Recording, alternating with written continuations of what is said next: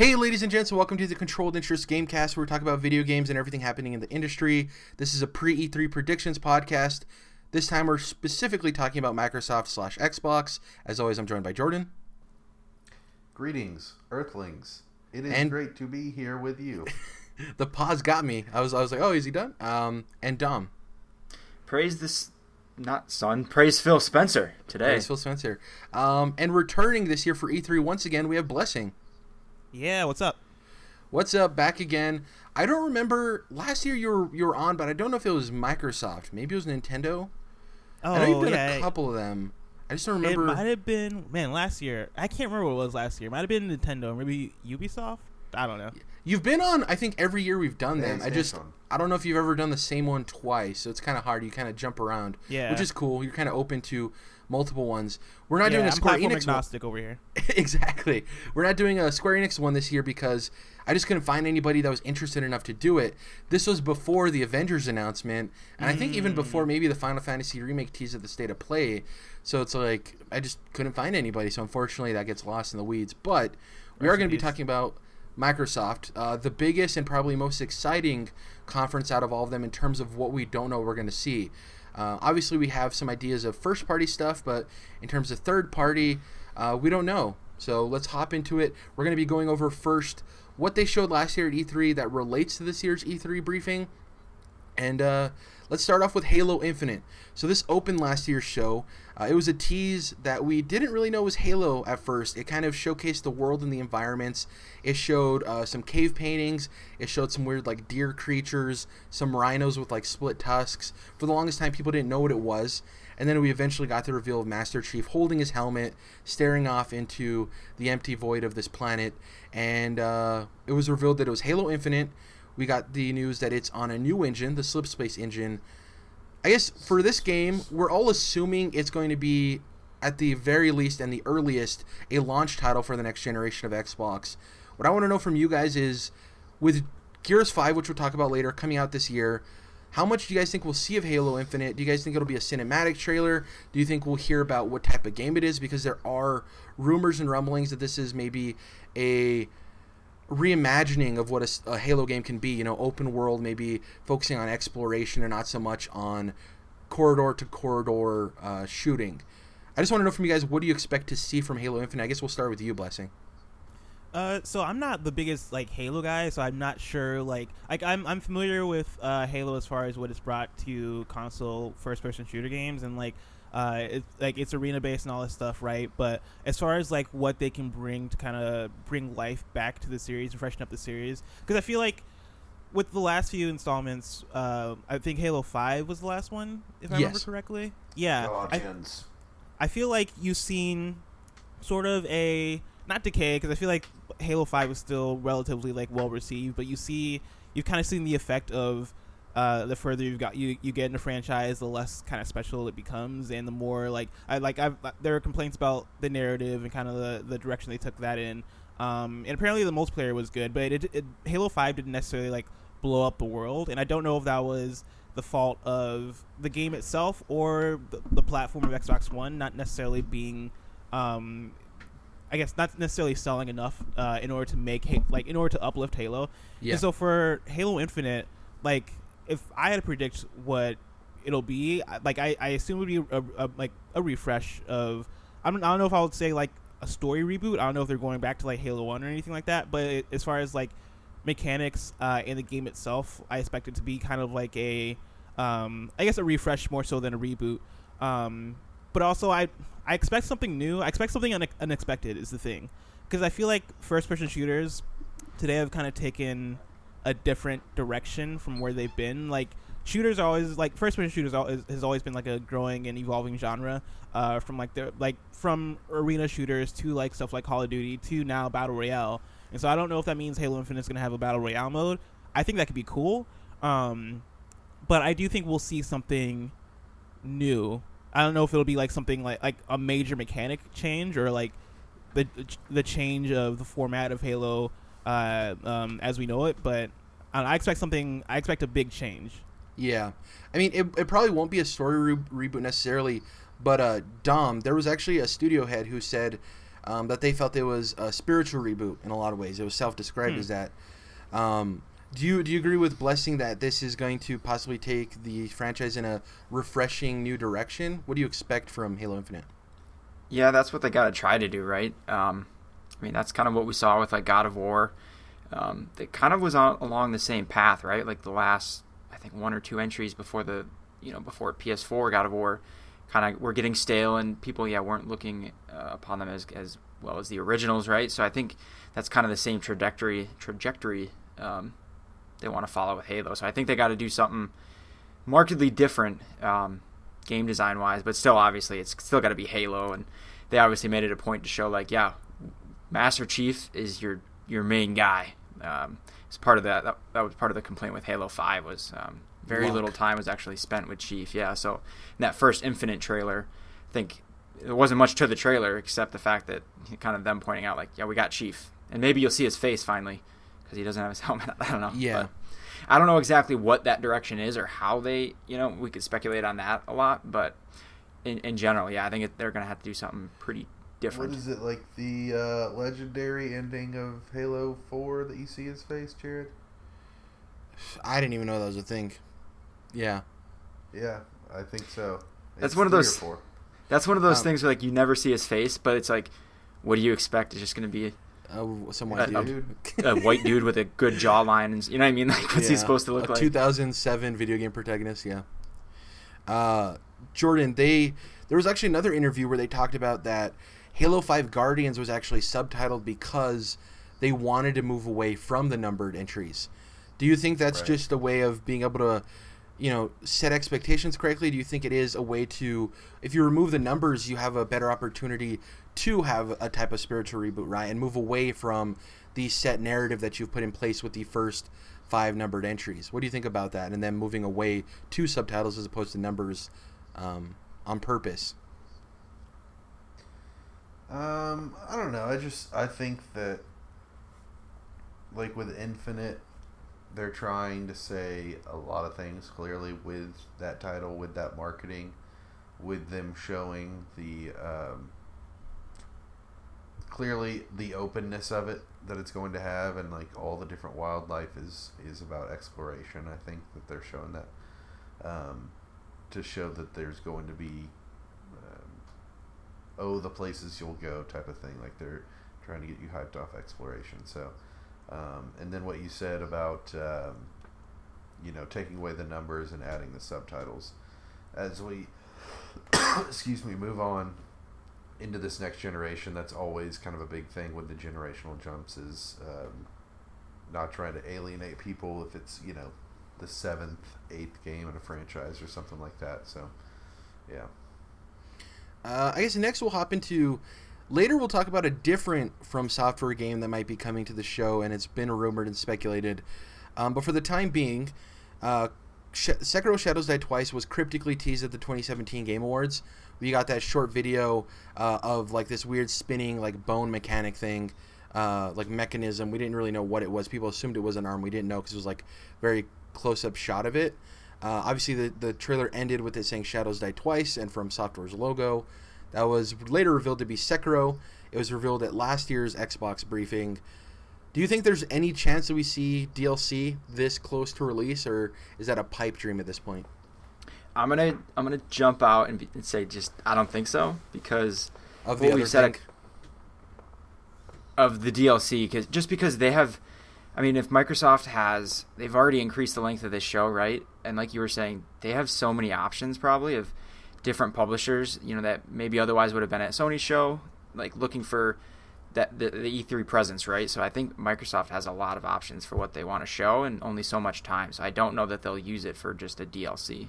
Yeah, and the one thing to clarify as well for people of them being like, well, if the other rumor thing is going to show up, why would they show 2 From things? Sekiro is published by Activision. The other project is rumored to be published by Bandai Namco. So it's a different publishers wanting to be a part of a show. So there is a possibility, but to your point, it could be, why would they just want to show DLC, right, during this big broadcast of new games? I mean, it's gotta, unless it's your own publishing. Like if it was Bethesda at their conference, they would show their own games DLC, but it would have to be really substantial, like the Monster Hunter DLC, kind of big, to be shown at an Xbox type of conference, I think. Yeah, and the From DLCs never really hit that size or scale, right? So Right. It makes sense. Blessing or Jordan, anything you want to add about the possibility of Sekiro DLC at the Xbox briefing? I'm like 50-50 on it. I'm not sure. Like, how soon did we see Bloodborne's DLC, for example? Like, after That the game was a came while. Yeah. Was because I would expect them to be working on a probably similar 10 timeline. months. 10 months, yeah. So, and I guess if the DLC came out 10 months later, then it wouldn't be unusual, I guess, to, or maybe, I don't know, like doing a trailer, like say the DLC right now is 6 months out. Would a trailer at E3 be the way to go to show it off? And I guess that would depend on like how big the DLC is. Quick question. Sorry to interrupt you. When did Bloodborne come out? It was March 2015, right? Yes, It was either spring. February or March, yeah, and then the DLC I think was December. So it was. I would looked up when it was announced. The first expansion was announced in September. Like right before then, like 2 months before it came out. PSX, Yeah. right? So I would probably say, based on that, I think if we can expect to get DLC from the fall, we'll probably see it revealed later on. Yeah. Than now. I mean, there is an argument to be made about it being Activision published, right? And Activision maybe being a little bit more straightforward with getting those DLC announcements out earlier, and kind of setting up the marketing for them. But who knows? It's just weird to see a From Software game published by Activision to begin with. And luckily, there wasn't any weird microtransaction stuff going on with the game, which we feared, right, Dom, when this game was first revealed to be published Literally by Activision. No connection online, any multiplayer, Exactly. nothing. Yeah. No just a straight up single player game through and through. Published by Activision. Next up, this is a game that was recently announced to be showing up at E3 once again via Sea of Thieves does this really cool thing, well, rare technically, where the lead producer on the game has weekly updates that they upload to YouTube where they engage with the community, which is really great. And the game's seen a prolonged success because of it. It launched, was content light, people had some issues with it, but it's had a steady player base, and it's been constantly improving and adding updates. They recently released their anniversary update, which added the multiplayer arena mode where you can battle in ships with people, and it really doesn't really focus on the world exploration or adventures. It's more so just the ship-to-ship combat. And they also added Tall Tales, which is their version of story quests. So Tall Tales is kind of the overall thing that encompasses all of the story quests for specific updates, right? So when a new update comes out, they'll have stuff in Tall Tales that are specified towards the new expansion, but Tall Tales is like the overall system that encompasses all of the story quests. Do you guys think maybe we'll see one of those community-driven, hey, our game's flourishing kind of things where we have a player base that loves it, come join us, hop in? Or do you think we'll maybe see a roadmap for the future, maybe both? What do you guys expect from Sea of Thieves? Anything? I expect both. I think Yeah. when Sea of Thieves first launched, I was very apprehensive about it, and I was pretty down on it for a while. And now from the outside looking in and seeing the updates they've been giving and seeing that like there's a community there that's been sticking with it, I think they're going to want to communicate that to the audience and be like, hey, like we like Sea of Thieves. I don't even think they'll do. I don't even think they'll like say that like it had a rough launch or anything like that. I think they'll stay away from that because it wasn't rough enough that they have to acknowledge it. But I think they'll say like year one of Sea of Thieves has been a journey. We went from the base launch to adding this, and this. We've seen a community, people grow here. And we want to continue to cater to that community. And with that, we're launching blank at blank. And whether like it's a huge expansion or whether it's like a new, I think they announced like a new multiplayer mode, right? Like a new competitive mode. I think Arena. recently. Yeah, that was one that came out with the Arena, anniversary update. Yeah. Yeah, and so I think we'll see more from, and maybe not a new mode, but maybe like more story quests, a big expansion, new DLC. I think we'll see something. Well, and I think this is going to be the Game Pass flagship title for a while because it is an ongoing thing, and it always has value in Game Pass for people, right? So the more they update it, the more value is in there for people to continue subscribing to Game Pass. One of the cool things that I think is there's a possibility of is it was around E3 last year. I don't remember the exact date, but they said that if you logged in, you unlocked a figurehead, which is the ornament that goes on the front of the ships. of Banjo-Kazooie, and I logged in last year and I got it. I don't really play Sea of Thieves that much right now, but if I do hop in, I'm just happy that I have that banjo at the front of my ship, and it's really cool, and it pays homage to obviously Rare's history. So maybe there'll be something like that this year too, with like a conquer ornament or something. Who knows? Something weird. Perfect Dark, which would be like world breaking.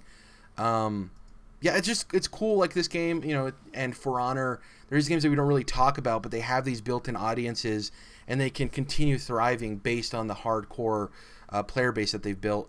And like I said, I do appreciate that they have those weekly community updates, because I think that helps in large part to build a community and keep them focused on wanting to return to your game. The Pirate Legend thing's cool too. I don't know if you guys are too familiar with it, but depending on how much time you spend in Sea of Thieves and all of the things you accomplish, you can reach like Pirate Legend status. So Rare has actually went and taken those characters and made them legends in the game with like different environmental storytelling of, you know, this pirate like was a legend and he died here on this island, and they have like little objects that kind of tell the story of him. So you can kind of get, if you're dedicated enough to Sea of Thieves, you can be represented in the game, and it kind of pays off to be committed to it. It's really cool. I have a question about a game that I'm trying to think if it's Microsoft related. It's like fantasy, realistic looking people though, and the dude goes into like an arena scenario and fights a dragon. I know this is like super vague, but the trailer came out within the last year. You know what I'm talking about, Jared? A guy gets I need more. So of it's this. it's like a knight, and he goes into like a broken down stone arena, and there's this dragon, and then there's of course voiceover, just like any other video game trailer. Was this at Microsoft? The only thing I can think of that's similar is Babylon's Fall. But it's not Babylon's Fall from Square Enix. I remember that. No clue, man. No idea. I don't know. Yeah. You're on an island. So, not speaking of dudes entering random coliseums with dragons, Cuphead. Last year we got the tease of The Delicious Last Course, which is a DLC that's going to be introducing the game's first playable female character, Miss Chalice, who seems to be sporting a double jump. That was kind of teased at the end of it. It's dated for 2019. No release date yet. We do know that it's coming to Xbox first. Obviously, it's made its way over to Switch, so it's likely going to be going there as well, somewhere near release. I guess with the 2019 release date, there's not much to ask you guys. I guess my only question is, and we'll get into some of these more indie, smaller titles for Xbox, do you think we might see a return of a Summer of Arcade style lineup? Not necessarily a name or a marketing program, but a lineup of like, 4 or 5 games coming out relatively near each other week by week. They did it last year with Ashen, Below, and a couple of other titles where week after week they were coming out for retail and in Game Pass at the same time. Do you think we'll see something like that this year? Last year, was that the Winter of Arcade that they did? Yep, exactly. Was that successful? Because I feel like they pulled it off, right? And I remember Ashen and Below and those games coming out, but I can't remember if those games like got any reception, and I don't know if it's because of that release structure.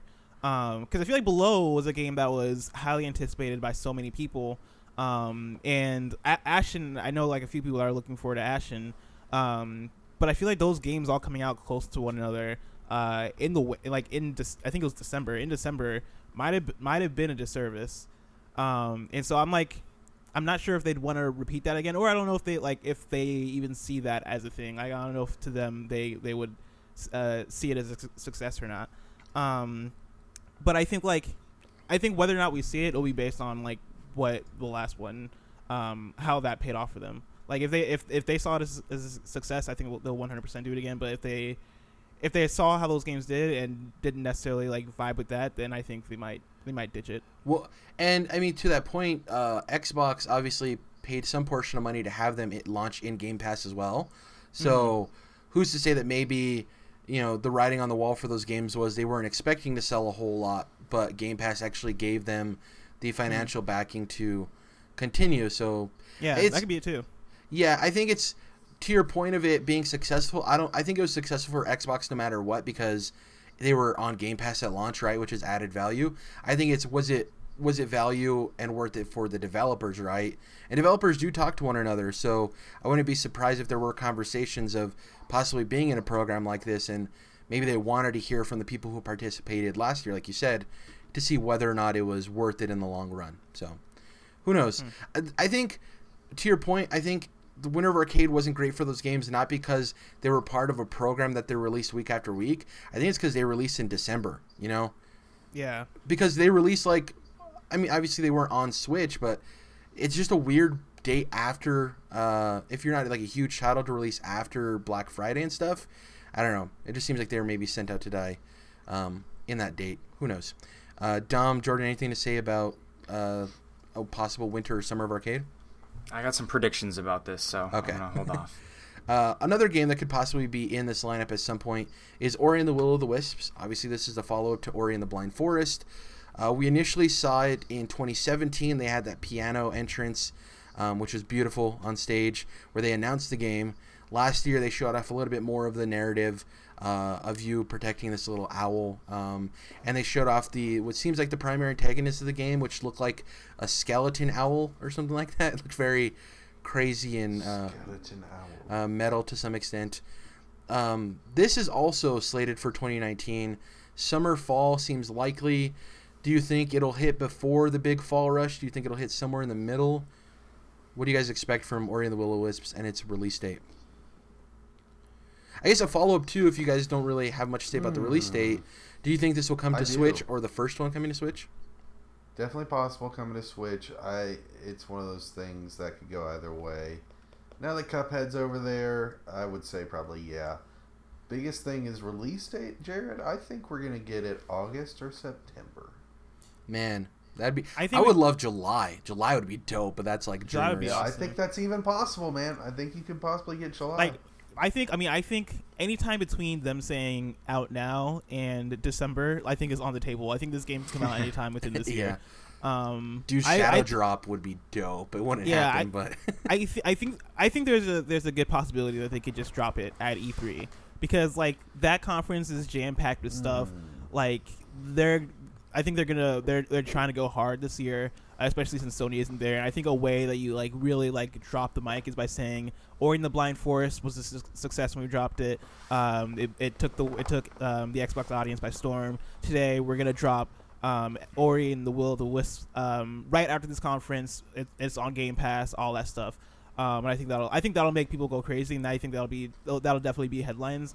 And I think it's the kind of game you could do it with too, because that game that's not like the kind of game you make and put out there in order to like sell like FIFA units or something like that. Like that's a game that you make and put out there because people will flock to it, and people who are into the ecosystem and into video games in general are going to want to play it and try it out.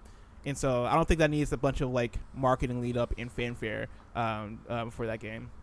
Yeah, it's a Pixar movie in a lot of ways, and yeah. I think Blind Forest is one of the best games of this generation. I think it has a case to be the best Xbox exclusive of this generation.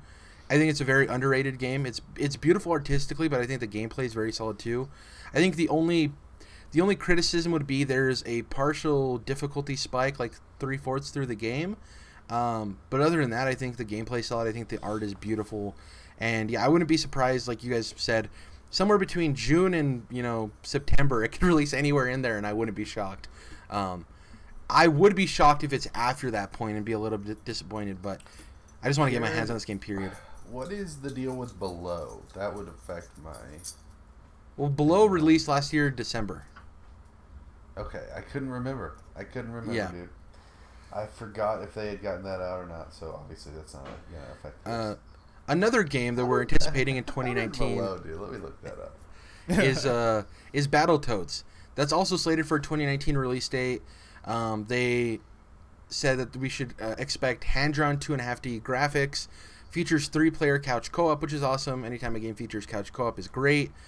We didn't really get much. We saw a tease of the art style with the bike and then the wall and the tongue. And then they kind of made some jokes at their own expense of like, expect it next year. It seems like it's going to be a smaller title, smaller indie title. Do you guys expect, we already talked about the Summer of Arcade style thing, so if you want to hop in there with that and if you think it's going to be a part of that, but what do you think Battletoads' expectations are in terms of, people enjoying it and maybe critical reception? Do you think it'll review, well in today's 2019 modern age of video games? I don't think it'll. Well, I guess it depends. Like Battletoads, right? It's basically like a beat 'em up, if I remember correctly. Right? Yeah, like with some weird side-scrolling like vehicle sections too. Yeah, it's all over the place.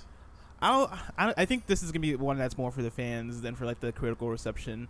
Because I think Battletoads is a game that people have been asking for, and like people, and like not many people, but like people who are either like like classic gamers or like people who I guess are just into Battletoads have been clamoring for it, because it's an IP that it's been dormant, but also it's known at the same time. Like if I say Battletoads, if I'm talking to a room of gamers and I mention Battletoads, like some people are gonna know what that is. And likely if those people played it, they're probably gonna be like, oh yeah, where's the next one? And so like this is definitely like a game that I think they're making purely to appeal to their fans. Kind of reminds me of like Mirror's Edge Catalyst, where Mirror's Edge Catalyst, I think business wise, like EA didn't really have much reason to really make that game, but it's a game that people wanted, and when it came out, it wasn't that great, and it didn't sell like crazy. But me as a Mirror's Edge fan, I was like, well, at least I got my game. At least it exists. Yeah, at least it exists. I think Battletoads will at least probably be more polished than Mirror's Edge Catalyst. But I don't know if it's going to take the world by storm. The cool thing, too, is it's a great Game Pass game, because it is one of those games where you said if you're a diehard fan, you're probably going to buy this at launch, right, because a new Battletoads exists. But if you're a person on Xbox who has Game Pass, and you're like, oh, there's this new indie game coming out, and it has a cool cartoon style, and it's part of Game Pass, I'll download it and check it out, right? So I think it benefits from that, because the people who aren't diehard still might jump in because it just is a new title in Game Pass, right? I'm interested to see what the full graphics package looks like and the art style overall. It looked interesting from the first little tease we got. I think that can go a long way. The original games were very unique in their art style, but they're kind of gross. Doesn't age necessarily very well. So if they do transition to a very, very cartoony style, I think it can actually be in the best interest of the franchise overall. And depending on the budget of this game, if it does even decently well, they could greenlight another one. It's actually being developed by a smaller studio. I don't remember their name. I think they're like Die La La Studios. It's something like that. And they're working in partnership with Rare. Rare's just kind of overseeing the project, but that smaller studio is actually working on it. So, yeah, Battletoads. Dom, Jordan, anything to say about this franchise making its return? Nada. No, but it seems that Below came and went, if anyone was wondering. Yeah, I still haven't gotten to it, unfortunately. Yeah. It's one of those games. I tried it out. I played like the first 5 minutes. Yeah, it's we don't have time for that. sevens. I was like, I'm so used to talking about this when it comes to our E3 Microsoft press conferences, and then it just came out and no one talked about it. It just it was a whisper. Yeah. Super Meat Boy Forever. This is an interesting title because it was initially set to release in April of this year, and it missed its release date. It got delayed. Obviously, we're of the mind that it's better to delay a game than have it be released in a rush state and not obviously do well critically. Super Meat Boy Forever is in a weird place because it is changing what people loved about Super Meat Boy. It's an endless runner now, which is kind of interesting. Obviously, it got a lot of mixed reception because of that from its fan base. Do you guys think there's a chance for this game to show up? Or, to Dom's point earlier about the Sekiro DLC, do you think this is just maybe one of those games that has a chance of being on the stage, but because there's so many things that can be shown off, Xbox kind of decides to choose something else over it? Anything? I think we'll see it. I think it'll be there. I can't remember the last thing they said about their timeline or release date. But like I think this could be another contender for like them saying like, and it's out now, and you can download the DLC. I think that'd be awesome. But yeah, I think it'll 100% be there. I think Cuphead is definitely like one of the Infinity Stones in their gauntlet right now, where they're like, oh yeah, like this is the thing that makes this console special. And so the last comment they had was, we're going to be launching not too far after April. We chose not to run ourselves into the ground. Yeah, is what Team said. Are we talking about Cuphead or Super Meat Boy? Super Meat Boy Forever. I don't know why I got those things mixed up in my head. Yeah. Super Meat Boy Forever, I don't think will be there. Yeah, I think it's just one of those things that, especially because the release date could be announced at any point.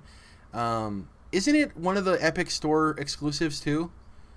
And the PC Game Showcase is being sponsored by Epic Games, so it could pop up there. There you go. Just an idea. I think for Super Meat Boy Forever, I think there's a weird lack of anticipation for this game. Like, I think people who are fans of the first Super Meat Boy, from what I've seen, are not really looking forward to Super Meat Boy Forever because of the changes that they made. I'm one of them. Yeah, like I played it at PAX East, and I was like excited to play it. And I started playing it, and I was like, "Ooh, I don't know, man. Like, this doesn't seem like the one."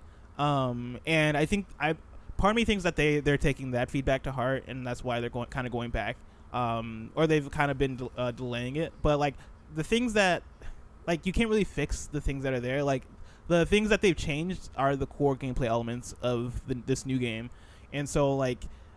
I mean, I think they could go to Microsoft, and Microsoft will help them, like promote and all that stuff. But I don't know if they'll want to like have that at their conference and be like, oh yeah, also Super Meat Boy Forever, when they have all this other stuff that they want to promote. Like, I think we might see it in like a montage, but I don't know if we see it as like one of their main. Yeah, I mean, a lot of people say that the reason it feels so different, obviously the core mechanics of the game, but obviously Team Meat broke up, so it's not the same two guys that made the original Super Meat Boy. They've since kind of had a troubled history with one another. But yeah, it's one of those games that, like, when I heard, Super Meat Boy sequel, and then it's like Endless Runner, I was like, and it's to your point, it's like, it's not that I don't think the game's going to be bad, it doesn't interest me for what I want to play a Super Meat Boy game, just not what I wanted out of a sequel. Something I do want is to see more of Tunic. If you remember, Tunic is the isometric Zelda-esque game that features a fox, a very beautiful art style. The most impressive thing about this game is it's developed by one person, which is insane. It's probably why this game's taken so long to come out. We talked about this a little bit on a previous episode, but I think that this kind of has that tilt-shift aesthetic, doesn't it? Yep, exactly. Once again, if you want to check out a really cool photography style, check out Tilt Shift. It's basically where you can take pictures of very large objects or buildings or things, and the manipulation of the photography makes it look like miniatures. It's really cool. Tunic is coming first on console to Xbox, which means that there is a possibility that it launches on Game Pass. And it could be part of, like we mentioned earlier, Blessing, the arcade release style of week after week into Game Pass as well as a normal release. Do you guys think we'll finally get a release date for this game, or is that asking too much because it's such an artistically driven game made by one person that it might take some more time in the oven? Yeah, it could take some time in the oven. I can see that. I've been waiting for this game for so long, and I feel like it's one of those games that's just never going to come out. And so for my own sanity, I'm going to say that we don't see it. Because I just keep expecting it and it just never shows up. You want to be pleasantly surprised, right? That it pops up with the release date. Like right now, it's like one of those games. It's like just Shapes and Beats that like you see at PAX every year you go, but it just never comes out. A game that I didn't list that's kind of like that too, Blessing, is Church in the Darkness, I believe it's called. I don't know if you've seen that game. Yeah. That game's appeared at PAX for years, and it still hasn't come out. That's another game. On PC. Yeah. Church in the Darkness. It's if I remember correctly, it's a game where you're basically like at a religious cult like campsite, and you're trying to figure out what the hell's going on. It's like espionage and stealth. Trying to rescue your kid who got like caught up in the cult. Yeah, it looks crazy. That one still hasn't got a release date either. That's another game we could possibly see in the Super Meat Boy montage. I guess we already talked about the Summer of Arcade type initiative. We'll hop into this. I don't think we have much to say because there was an update on this game recently. So last year we saw the reveal of Dying Light 2.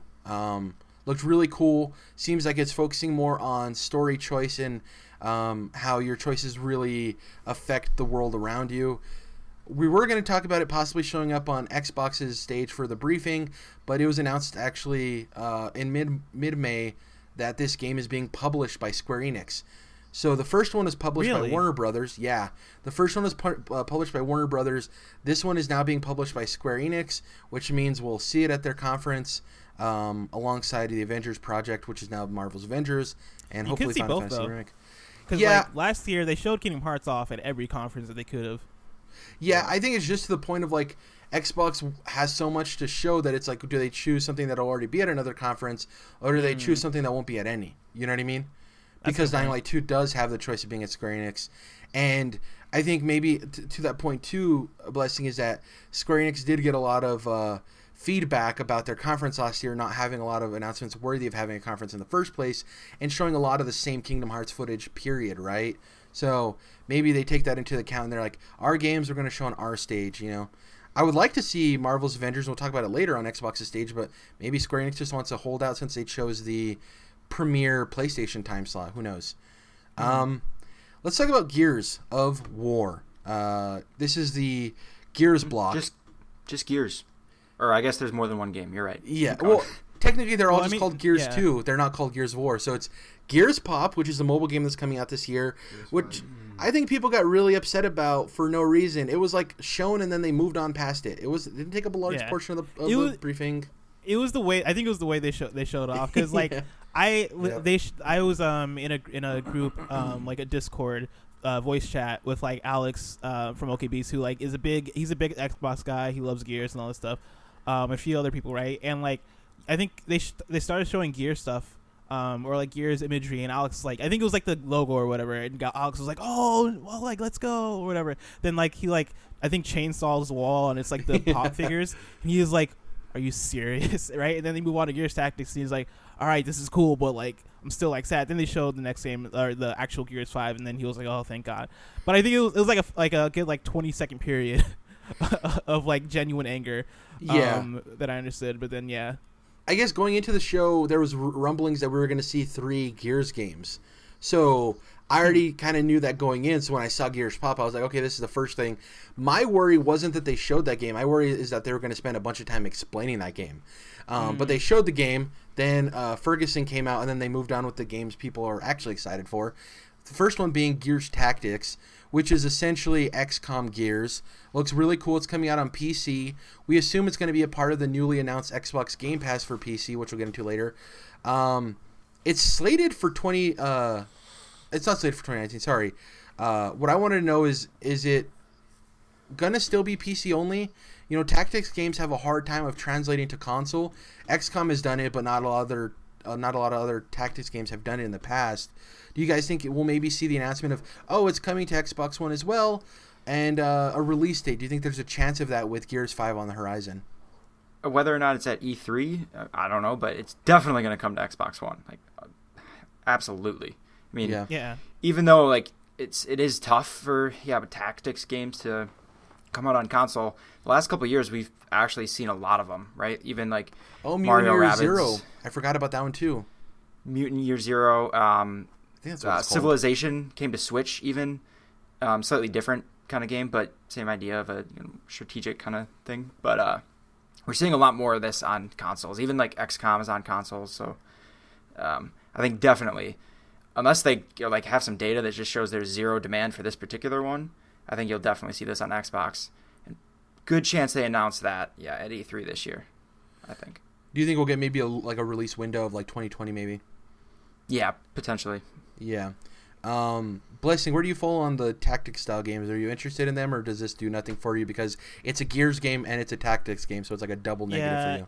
It's a double negative for me. I think it's cool for people that like those things, and I think it's exciting. I don't think it's gonna come to Xbox One, mainly because I feel like they would have announced it as coming to both, because they do a pretty Halo good job Wars. with that. Sorry. Halo Wars. I think that they announced first PC and then moved to. Oh yeah, I guess they did, right? They ported Halo Wars to console. That was the other example I forgot. Yeah. Yeah. And so I think it'll launch on PC, and then maybe down the line it'll come to console. But at launch, I think it'll be for PC. I don't know about release date. I don't know if they would want to release 2 Gears games in the same year, and I think Gears 5 is going to be this fall. Good point. And so maybe Gears Tactics is going to be a spring game. I can see that easily because I think the last Halo Wars I want to say was launched in spring if I remember correctly. I don't know why I would know that knowledge because I'm not a Halo Wars guy. I think it was like February if memory serves me correct. And so I could see Tactics maybe being in spring for PC. I could totally see them doing a spring PC release, and then when the next gen console comes out, it being ported and it being a launch title for the new Xbox, right? I think that would make a lot of sense. Yeah, because it could be maybe pushing the technology to where they don't feel comfortable with how well it performs on console, so they'd rather have it release also on the next Xbox, and it could possibly be played on this Xbox One, but they don't want that to be the premier version of the game, right? That could possibly be a case as well. You mentioned Gears 5. That is slated for 2019. We assume that's coming out this fall. Probably October, November release date likely. To Dom's point at the beginning of when we started talking about Gears of War, they dropped the of War.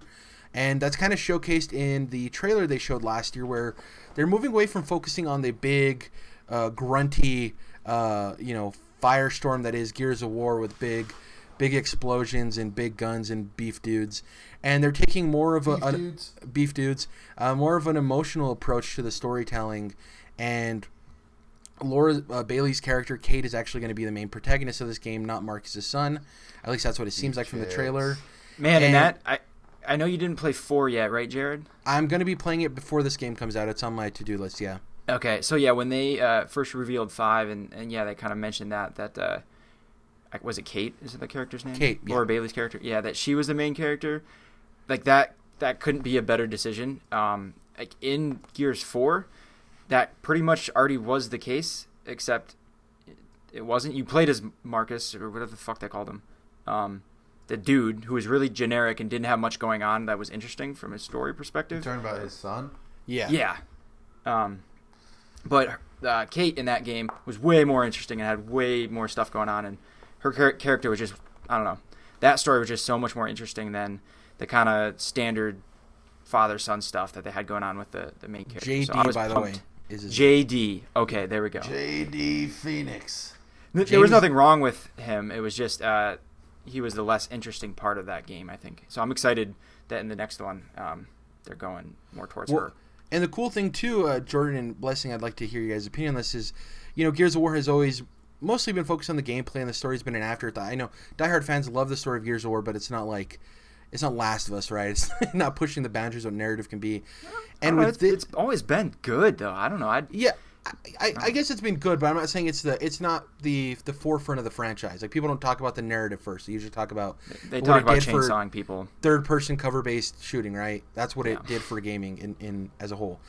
With this new trailer, they focused on like the emotional aspects of it, and it's really great when stories in entertainment kind of reflect what's happening in the real world. And currently, we're going through people learning what mental health is and mental illness and learning how to treat that, and it's actually being brought to the forefront of, hey, it's okay to have a mental illness, just know you have it and learn to heal from it, right? And learn how you can adjust and know that you can live a healthy, meaningful life with mental illness. And this game is showing that Kate's going through some things and her mind isn't all there, and the trailer ends with her turning on her buddy and he's wondering what's going on, and she's starting to become schizophrenic. And I just want to know from you guys, is there a chance that this game can deliver as strongly with the narrative as it does with the gameplay, with this shift to this focus on narrative in general? Yeah, I'm not a Gears person, so I haven't played any of the campaigns of any of the Gears games. So I've always kind of viewed them as the action, like big beefy dudes. What's his name? The black dude from Everybody Hates Chris. I guess they're all black. The dad. Yeah, like Coltrane he's not actually in that game, is he? No, Terry. You're thinking Terry Crews. Yeah, I'm thinking Terry Crews. Yeah, but he's not actually. Yeah. But people want him to play Coltrane is the thing, right? Yeah. I think of that vibe whenever I think of Gears of War. And Gears 4 was more dark in tone, if I remember correctly, right? It kind of started that shift more toward the tone and kind of what's going on in the world and all that stuff. Yes. Yeah. It always had some of that, a good amount of that, but I guess 4 was more personal, I think, consistently. When they introduced it, I think that was the vibe they were going for. Definitely. Yeah. I think it's possible. I think they could be able to do it and pull it off because like I think we're seeing more of a shift toward that kind of thing too, more and more. Like Call of Duty was announced recently, and like previews have like talked about how they're kind of going for some things in that game they wouldn't necessarily expect from a AAA video game published by Activision. As far as like the story they're wanting to tell, the situations they want to put people in, the dynamics that they're going for as far as ethics and I guess being in war. And so for Gears of War to go that direction, I think that could be very interesting, and I think that could bring like a whole new dimension for the franchise that could actually like really refresh it. Because I think Gears 4 was kind of like another like it was almost, if I remember correctly, it was like a Halo 5 situation where people were like, this is good, but it's not like necessarily like this. Gears doesn't feel like the franchise this generation like it was during the 360 generation, and so for it to be refreshed or for it to like get a new dimension to it that like kind of uplifts the whole product, I think could be good. Because like a game like Titanfall 2, for example, right, like that had a really good story, right, and the themes and what's going on in that story aren't necessarily like that like serious and meaningful, but the narrative was just or the story, the campaign mode was good enough to where people would buy that game for the campaign mode, and people would hail like, oh yeah, Titanfall 2's campaign was great, right? And so like it wasn't just like this multiplayer experience, it wasn't just this action experience, but it was like a game you would buy to play through the story and all that stuff. I think Gears could have that same effect, and it could be really good for the game. Dom, you played obviously Gears of War 4. They made another point in this trailer that they showed off last year at E3 to showcase different environments, right? So they showed off the snow landscape. They showed off that really cool, like, jungle-ish, very green area that Kate was kind of rappelling down, if you remember correctly. Was that something that they focused on in Gears 4 too, of showing like multiple locations and environments that kind of bring a lot of new experiences, or does that seem like a new focus with Gears 5? You know, I don't. It's been like 2 years or so at least since I played it, but I don't remember anything sticking out environmental wise. So that tells me that nothing impressed me that much or was memorable, at least. I could be wrong. It could just be my brain deteriorating, and there was some awesome, crazy environments, but I don't remember anything spectacular that was, nothing in like, there's moments from like Uncharted 4 where I'm like, yeah, that stuck out, like this, when you step into this field of this mountain in whatever country and shit like that. There was nothing like that from Gears 4 that I remember. Yeah, and the great thing too is if you're a Game Pass subscriber, you get this game day one, not having to pay $60. And that is the plan. Yeah. Next up, Cyberpunk 2077. This ended Xbox's show last year. We had the cool hacking moment where Phil was giving his end of the conference speech, and then the conference got hacked, right? And we saw all the red lettering. Cool as shit, by the way. I'm into that meta stuff. Not only did we get the opening cinematic trailer, everyone had, a lot of journalists had behind closed doors demo that they got to watch somebody play through, and we saw all of the reports on that and people talking about how deep the world felt in terms of everything going on, and it felt like a living city. We've heard from CD Projekt Red that this is their most important E3 to date. There was a tweet from Jason Schreier that basically talked about how CD Projekt Red has actually been aiming for a 2019 release date, but it's likely they won't hit it. And with all of his sources, he would bet that this game is coming out in early 2020, which is crazy because, like, for me personally, I thought this game was still a couple of years off from being released because it seems like they're going for a lot with this game, right? It's very ambitious. I guess from you guys, what do you expect to see? Do you think we'll see gameplay, right? Because everyone got to see it behind closed doors last year. Do we see gameplay? And do you think they push for that 2019 release, or do you think we get that 2020 big release window? I think we see a demo. Like, I think maybe on stage we see like a good 5-10 minute demo, like a scenario in the game, and maybe we'll they release more gameplay. Maybe like not behind closed doors, but on the show floor and stuff like that. And I think we see 2020 release date. I think the fall at this point is starting to get kind of crowded. And I can't imagine this game coming out this year for some reason. I feel like that'd be too soon. Even though they've been working on this game forever, but for some reason I feel like it'd be too soon. Yeah, that's how I feel too, man. It's like, yeah, whoa. yeah. 2020 I think seems right. Yeah. Jordan, Dom, anything to say about Cyberpunk?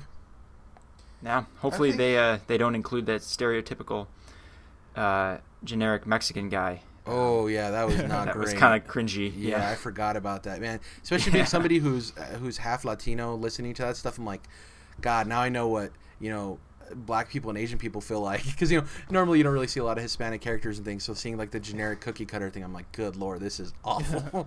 Yeah. Hey, Holmes, you wanna go shoot some robots, man? Oh God, Jesus. Anything to say, Jordan, before we move on? I think that 2019 isn't out of the question for me still. I don't know. I think with Death Stranding coming out this year, anything's possible. Yeah, exactly. Dude. I mean, that's was the thinking thing. about that, and then But could you I do imagine wanna say, Death Stranding, Cyberpunk, and Star Wars out this fall, and Borderlands 3, Yeah. People say it's a down year. and Right. Call of Duty Modern Warfare again? Like, Jesus Christ. I will say, I wish that they had come out and told us that they were making a first-person shooter. I knew he was going to say it. Before they showed us that cinematic trailer. But nonetheless, I'm still excited for this game. And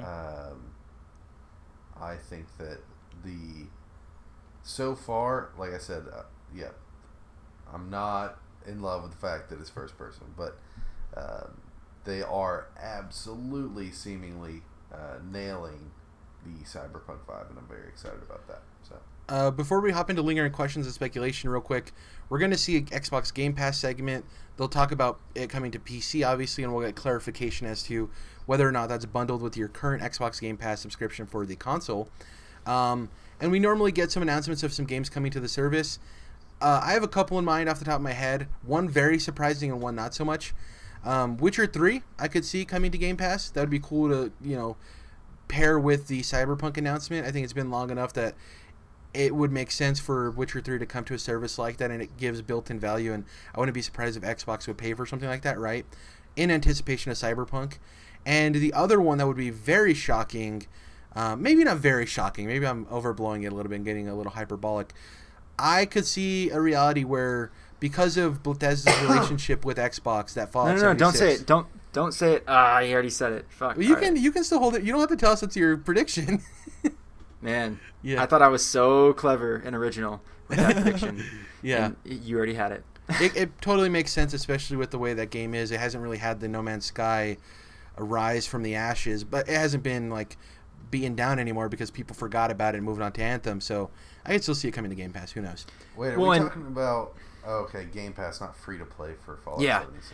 Yeah. That's what I was going to say, though, because we asked that question before, right? Was this bad enough, and is it still bad enough that it just goes free to play? And I still think no, but part of that is because they have this great half step of put it on Game Pass, maybe make it free for a month on PS Plus too, as kind of that half step of we're not going free to play, but we're going to invite a whole bunch of people in for free or close to free. And you know what I mean? You would kinda expect revive it. that ESO is more successful than Fallout 76 in general, right? Elder Scrolls Online, and that's on Game It Pass. must be. Yeah. So True. Yeah. there is a possibility. Is there any, real quick before we hop into lingering questions, speculation, any title you'd assume that could make it, or you guys want to move on? Move on. to Game Pass? Game Pass? Yeah. Any third party say, title that could possibly come out? Well, I know I guess it's first party now. What is the We Happy Few? Is that on Game Pass? Good question. I think so. feel I'll check like real quick. It is. I'm Or at pretty least sure. it should be. I'll do some research real quick. Let's see. If it's not, it'll be weird. If I had a dream, I would say Burnout 3 Takedown comes to nice. Xbox backwards compatibility and Game Pass. I'd be into that. Fuck. Real quick, That'd be a power move. Jordan, Mhm. it came out. It launched on Game Pass in February alongside Shadow of Mordor and Saints Row the Third. So, it is on Okay. Game Pass. Let's move on. So, before we were going to be recording, Phil Spencer dropped a bomb on Twitter. He announced that the E3 briefing is going to feature 14 Xbox Game Studios games. Obviously, this could either mean first-party developed games. This could mean games like Ori or Cuphead, which are published by Xbox but not developed by studios they own. Or it could be games that they own the studio but not the publishing to the game, like The Outer World or We Happy Few, for instance, where they own those studios but they're published by other publishers.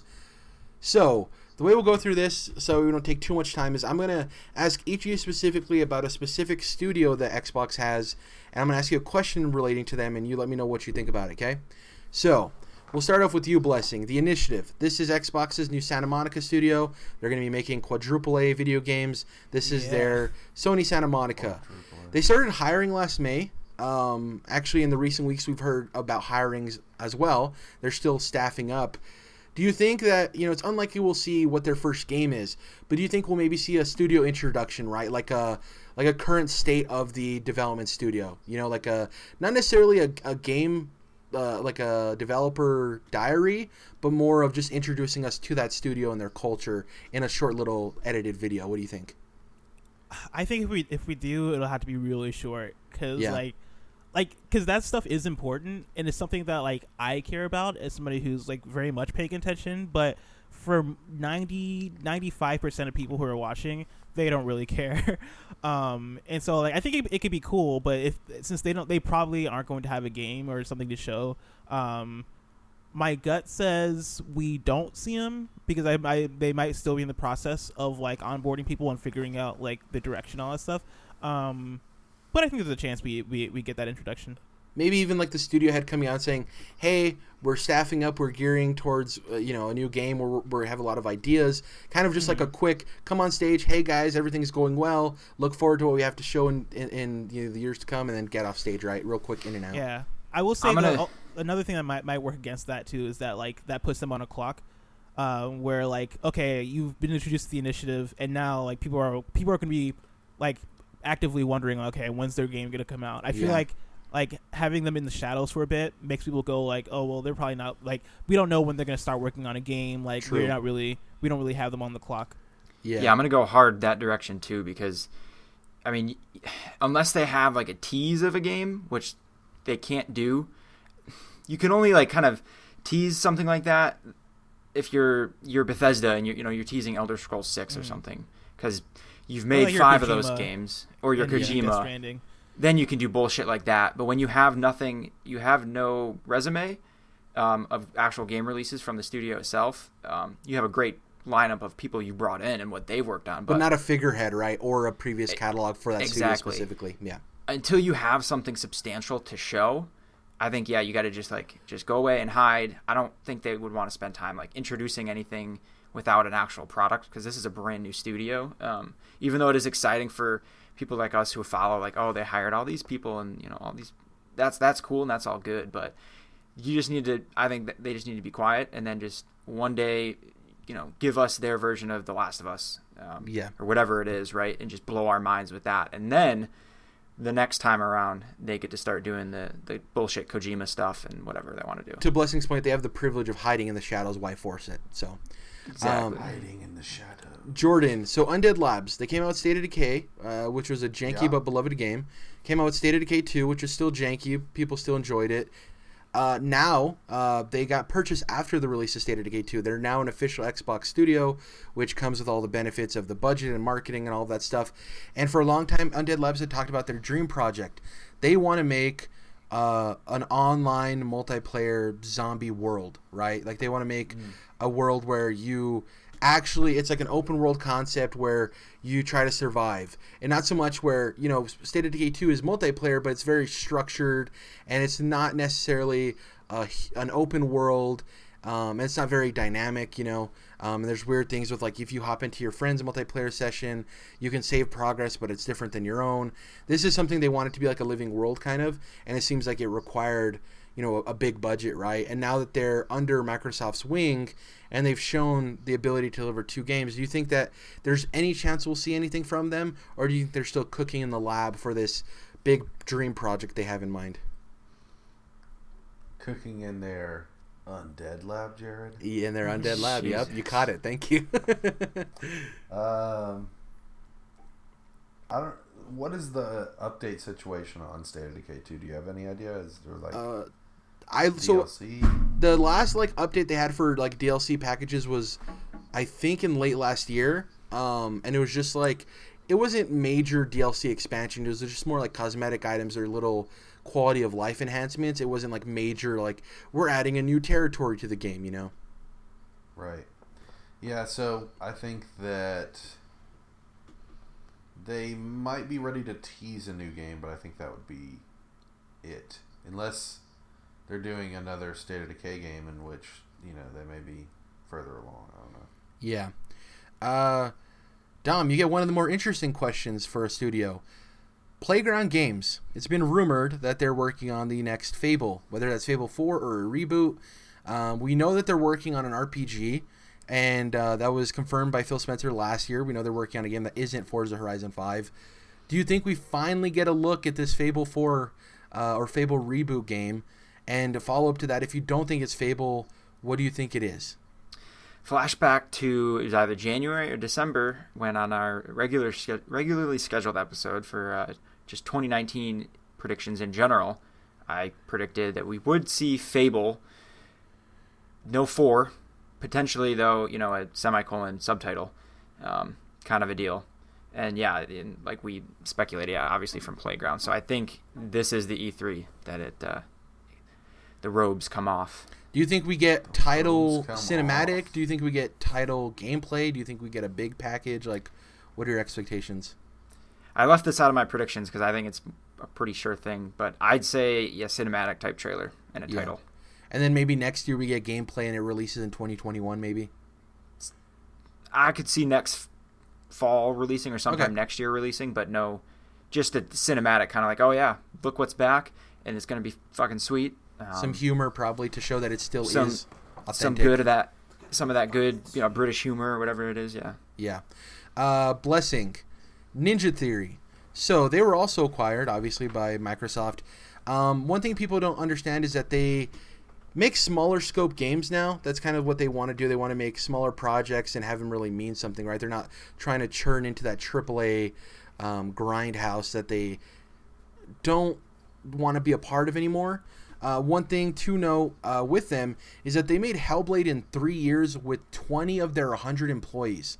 So basically what they talked about is that 80 of their employees were working on contract work to essentially keep the studio running, and 20 of them focused on making Hellblade in only 3 years. Which, if you've played that game, you know, you will understand that it's an incredible feat of game development. Yeah, exactly. It's crazy. So, Blessing, to that point, with Microsoft's backing of them not having to worry about doing contract work and having 100 employees now focusing on their next project, it's going to be coming up on, I think, 2.5 years, right, since Hellblade initially released. Do you think that their game could be a lot closer than we anticipate because of all of these changes to their development process? I think it's close. I think this year or next year, man, I'd be shocked if we see it this year, because like this year, like I said earlier, has just kind of been filling up, especially looking at the fall, and it's gonna fill up more this E3. I could see them announcing something for next year, whether it's like a launch title or like maybe like a fair. That's what I'm gonna say. I'm gonna say we'll see them make potentially like a launch title for the next Xbox, because I don't know how much Microsoft wants to get out new first party games for the Xbox One, and if Ninja Theory was like on the verge of releasing something like this year, I don't know, I think that'd be crazy. But I think we could see it. I think we could see it this E3, and I think we will, because like they announced that we're gonna see how many, like 14. 14, yeah, and yeah, I think it would make sense for Ninja Theory to be one of those. Quick question. So I introduced the thought of 100 employees and working on one game. With them having 20 people working on Hellblade and making it in 3 years, they could also do some kind of staggered thing where they have 50 employees working on one project, 50 working on the other, and a project could have been in development when Hellblade was being finished, right? So there could be a possibility of us getting one Ninja Theory, I was going to say Ninja Blade, Ninja Theory game in the coming, 6 to 12 months, and then they could have another project within the first year of the new Xbox release, right? With that staggered release cadence, who knows?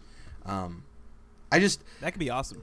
Because they're focusing on smaller scope projects, I think they could be one of those studios that we don't have to wait 4 to 5 years for their games. We can wait, 2-ish years and get these staggered releases of these really cool, refreshing ideas. Because one thing with Ninja Theory is that they wanted the financial security with Microsoft, but the big thing they pushed for is creative freedom. And they actually got to go and talk to Rare and all of these other first-party studios for Xbox and find out that, like, these studios do get full creative freedom and control over their projects. So we'll see what happens with Ninja Theory. Jordan, Compulsion Games. Yes. They're in a weird spot. We talked about We Happy Few earlier. People are like, oh, we probably won't see it because it's published by a different company. But, there's a chance because obviously Xbox owns Compulsion. The reason I say they're in a tough spot is because they already have 2 DLC left that are promised for We Happy Few. So they're in this state where they still need to deliver on those 2 pieces of DLC for this game from a different publisher, but I'm sure Microsoft wants them to start working on whatever they're going to be doing for them. So with that, do you think they even have enough of something to show this year, or do you think they have to focus on these 2 DLCs before they even can focus on the Xbox project? That's a great question. Probably the DLC. Yeah, and it's tough, right? Because we want to see what Compulsion can do for Xbox, but they have these prior commitments, and it'd suck for people who've already, because I don't know if it's a season pass or not, but they do have 2 lined up in their roadmap for them to either disappear or not follow through on them. So I guarantee they're going to try to follow through. So they can't really focus on showing off the new thing without, working on these 2 pieces of DLC. Who knows? Anyways, next up, In Exile. I believe it's Dom's turn. So In Exile is a studio that was announced at the XO event last year as being purchased, them and Obsidian, which we'll get to next. People were unsure what they were going to be showing this year if they had a game. They actually have Wastelands 3 in development, which is their RPG series. It's slated for 2019. There hasn't really been much shown for it, but we can almost guarantee that's going to be the game they show for Xbox. I don't think any of us have any attachment to Wasteland 3, right? Nah. I guess the assumption is, do you think, since this was a project they already had in development before Xbox acquired them, do you think that NXile is going to, when they're done with this, Microsoft's going to have them work on a brand new RPG? Or do you think they're going to have them go into their catalog of IP they've already established? Dom? I mean, that's anybody's guess, I suppose. Yeah. It could be something they've already been working on, some ideas they've already played around with could be next. Or I guess, you could do Wasteland 4 as an Xbox exclusive, or whatever that means these days. Yeah. Or Microsoft, an Xbox platform exclusive, I guess, is the better way to... Anyway, yeah, that could be anything, man. And I would bet they stay within their realm of that kind of tactical RPG, though, if I had to narrow it down at all. That's what I say. Stay in their wheelhouse, yeah. Yeah. Blessing, Obsidian. We know that they're coming out with The Outer Worlds. Really cool they are. Fallout-esque RPG. Really excited for it. They've kind of tempered expectations. They said, don't expect this to be the size of a Fallout game. This is obviously a smaller scope project, but still expect our sense of humor and our mechanics and everything you come to love with our style of games. Do we get a solid release date for this game, Blessing? Yes, 100%. If you're a betting man, do you think it's early fall, late fall? What do you expect? I don't know, man. Any time from like October, maybe October, November is what I'll say. I think that time frame works. I think like really it's gonna depend on like where everything else kind of lands. Like, cause Call of Duty is in October, right? Because it usually is. And Ghost Recon. Is Ghost Recon in October too? Wow. October 4th. It comes out 3 weeks before Call of Duty. Yeah. I forgot that was a video game. Star Wars is and Death November? Stranding. Yep, and Death Stranding. Yep. Oh man, are both in November. When's Borderlands? Borderlands is in September. Yep. Man, the Outer Worlds might have to like go for like late September. But who knows, man? It could be anywhere in that 3 month span. But yeah, dude, I think they'll have to give us the date here. I can't imagine them not. That'd be wild if they weren't, unless it's being delayed for some reason, which could also be a possibility. But yeah, we'll see it. quick question on this too, because Xbox now owns Obsidian. I know it's published by a different company. It's published by the private division, which is Activision. Correct me if I'm wrong. Right? They're like indie. No, it's Take-Two. Take-Two. Sorry. God, that's like a running theme. I always get Activision and Take-Two mixed up in terms of publishing. What do you think the chances are maybe Xbox striking a deal with private division to have this launch on Game Pass because it is an Xbox-owned studio? Oh, I think slim. Because I think because I think that takes money out of. And of course, like Microsoft could pay private division or pay 2K or whatever, or Take-Two or however that works, in order to do that. But I don't think they'll want to. I think they'll want to make this like their last or not their last, but like I think private division is gonna want to see the revenue from this thing because it could have the potential to blow up. And of course, like they could strike the deal, right, to be like, okay, we'll pay you this much to have it on Game Pass, and you still get this amount of revenue per unit sold or whatever it is. But I think that would be a tough deal to make with them. But then sorry, go ahead, Dom. I've toyed around with that idea a lot of like one of these days, like Microsoft is going to be able to land a third-party game, launching on Game Pass. But every time I think about it, I always come to that same conclusion of like, that's hard. That would be hard. The thing with this is they own the studio, though. Publisher. Right, the studio. So to my point, Blessing said if this game blows up, there's a chance for a sequel. Not without Microsoft's approval. Mm-hmm. For Obsidian to make it, what I'm saying is for Obsidian to make Outer Worlds 2, it had to come from Microsoft's approval. You know what I mean? My question is, who owns the Outer Worlds? Is it Obsidian that owns it, or is it? No, it's Take-Two? It's Take-Two. So they could just take that IP and straight up just like give it to somebody else if they wanted to. Which then runs a question of it's not going to be true to what the first game was if it's not the people who made it, with their touch. But who knows? Yeah. I guess I don't see it being any more likely for them to get a third-party launch game on Game Pass for this game than any other game. Yeah, I guess. I don't see it. What I'm saying is I agree with you that this probably won't be on Game Pass. What I'm saying though is, if this is successful enough for a sequel, they're gonna have to deal with Microsoft at some point. You know what I mean? They're gonna have to have that conversation if they want Obsidian or to have make a different. Well, I don't even necessarily think it's gonna get a sequel. I was saying is if it's successful enough, or if it's so successful and it blows up, they'll want to see the revenue from like all those sales.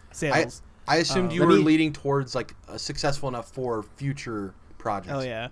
I don't even know what that would look like. Guys, let me pitch you just a terrible timeline of events that I can now foresee happening. The Outer Worlds comes out, and it just is critically adored and sells great, and it's just, this is awesome. This is the Fallout sequel to Fallout 3 in New Vegas. Everyone had always wanted, etc., etc. But then we hit that scenario of, well, we need the Outer Worlds too. So what happens? Well, Take-Two doesn't want to, deal with Obsidian anymore. They can't strike a deal with Microsoft, etc. So they hand the Outer Worlds 2 to somebody else, and that sequel, just a turd, just a fat turd that gets rid of all the RPG elements that we loved about it. I hope this doesn't happen. Yeah, I might search the Outer Worlds right now to see if it really is owned by private division, because that's heartbreaking if Obsidian doesn't own it. It's tough. Well, and it's like, Obsidian, did they strike up the deal wanting to own the rights? Because then that's a huge get for Microsoft, right? Because they're not spending the money to publish out the first one, but they might have a hit for a sequel and have a built-in IP automatically. So who knows? While you're looking that up, Les, we'll move on. So, with the studio acquisitions, there's actually 3 new studio acquisitions rumored. I'm going to go through this and then we'll talk about it afterwards. So, who are the likeliest candidates? A rumor in late 2018 suggested Microsoft was in final negotiations with a mid-sized studio known for their history with PlayStation. So that got people buzzing. Who could it be? Is it the Order 1886 people, who I always forget their name? No. What, Dom? Nope, I'm wrong. I was going to say Quantic Dream, but that's definitely not right. No, it's not Quantic Dream. The Order 1886 guy. Oh, Order 86? Is that not... Yeah. For some reason, I wanted to say Sony Santa Monica. Ready at Dawn. Ready at Dawn. Yes. Yeah, so Ready at Dawn. People speculated... Jesus Christ, I'm having a brain fart. Blue, the remaster guys, the remake guys. Blue Point. And people also speculated... Jesus, my mind's escaping me. The arcade game making guys that couldn't make arcade games anymore because they're not viable. Housemark. Alienation. Housemark. Yes. Yeah. Housemark, yes. Sorry, I was just completely brain farting all these studios. Those are the three that people suggested were the likeliest candidates. Housemark, Bluepoint, and Ready at Dawn. If I would just looked at the page, I would have seen that I had them all written down. I'm an idiot. New rumors suggest that IO Interactive could be a possible studio. Those are obviously the guys behind Hitman. People have talked about how the Hitman franchise in its current state would be great for Game Pass with its episode releases. People have talked about Relic Entertainment and Asobo Studio. Did they stop doing an episodic for Hitman 2? Yeah, they did. Yeah. Yeah, you're right. Sorry. Just making sure. Yeah. I guess I was thinking more of like DLC and stuff as well. Like it has the ability to add new locations and stuff like that. Yeah. And then also there's the ability to acquire IP, right? Or surprising second party publishing partnerships. So it's not games that are developed in house, but they're published by Microsoft. The Cupheads and Ori and the Blind Forests of the world. Out of all of these candidates, who do you guys think is most likely? For me, I think IO Interactive would be most likely just because the Hitman games have reviewed well, the last two, but they haven't sold necessarily very well. And I think they're kind of like Ninja Theory where they like what they're doing, but they're not really seeing the financial backing for it. And they could be a studio that could see closure if they don't fix things, because the games haven't sold particularly well. Who do you guys think is most likely? One of those Maybe PlayStation if they studios? Aren't too, as long as they aren't jaded from Square Enix owning them, but yeah. Blessing, Dom, any ideas of these companies? Who do you think is most likely as a developer for? I mean, I'd be shooting in the dark. It could be any. I have no good speculation based on any logic. I'll just I'm gonna speak boldly. I'm gonna say what nobody wants to say, but I believe in my heart. 2 words. Electronic Arts. Jesus I Christ, think that'd be Xbox insane. picks them up, and I think we see a shake-up next generation. That would be so much publisher? money. That would The be entire publisher of Electronic Arts. The one thing I will say Jesus is that Christ. the CEO of Microsoft said that they're going to be spending very aggressively in the gaming sector of Microsoft.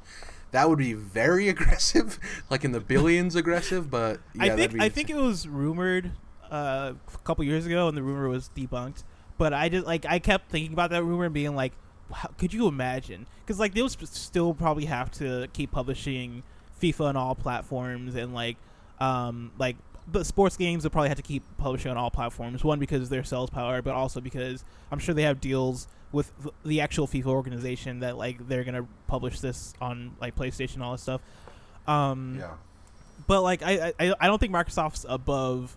Microsoft's definitely not above publishing games on every platform. In fact, they've kind of they've been making this transition more and more to being hey, we're getting into more third-party publishing.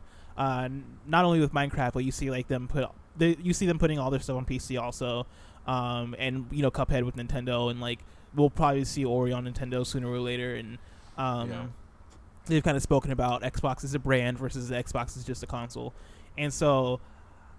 It would be a lot of spending. It would be a lot of money to lay down, but it's money that I think Microsoft has, because they got that Bill Gates money. I think it would be the most powerful of power moves. For them to do it. I would just love if they bought BioWare and all of BioWare's IP and then just took them from them.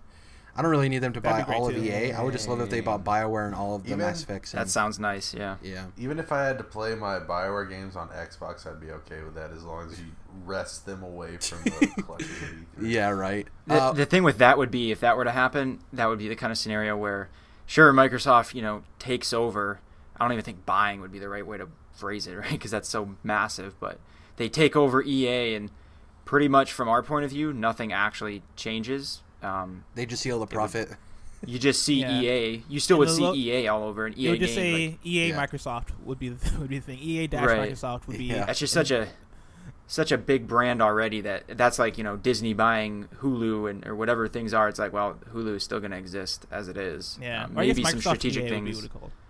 Yeah. We don't really have to talk about this, but it is something I want to mention because people are talking about it as if this game's coming out. every other year we have a Forza game. This year it was set for Forza Motorsport 8, but actually in October of 2018, Turn 10 announced that there wouldn't be a new Forza Motorsport game this year, that there wasn't one releasing in 2019.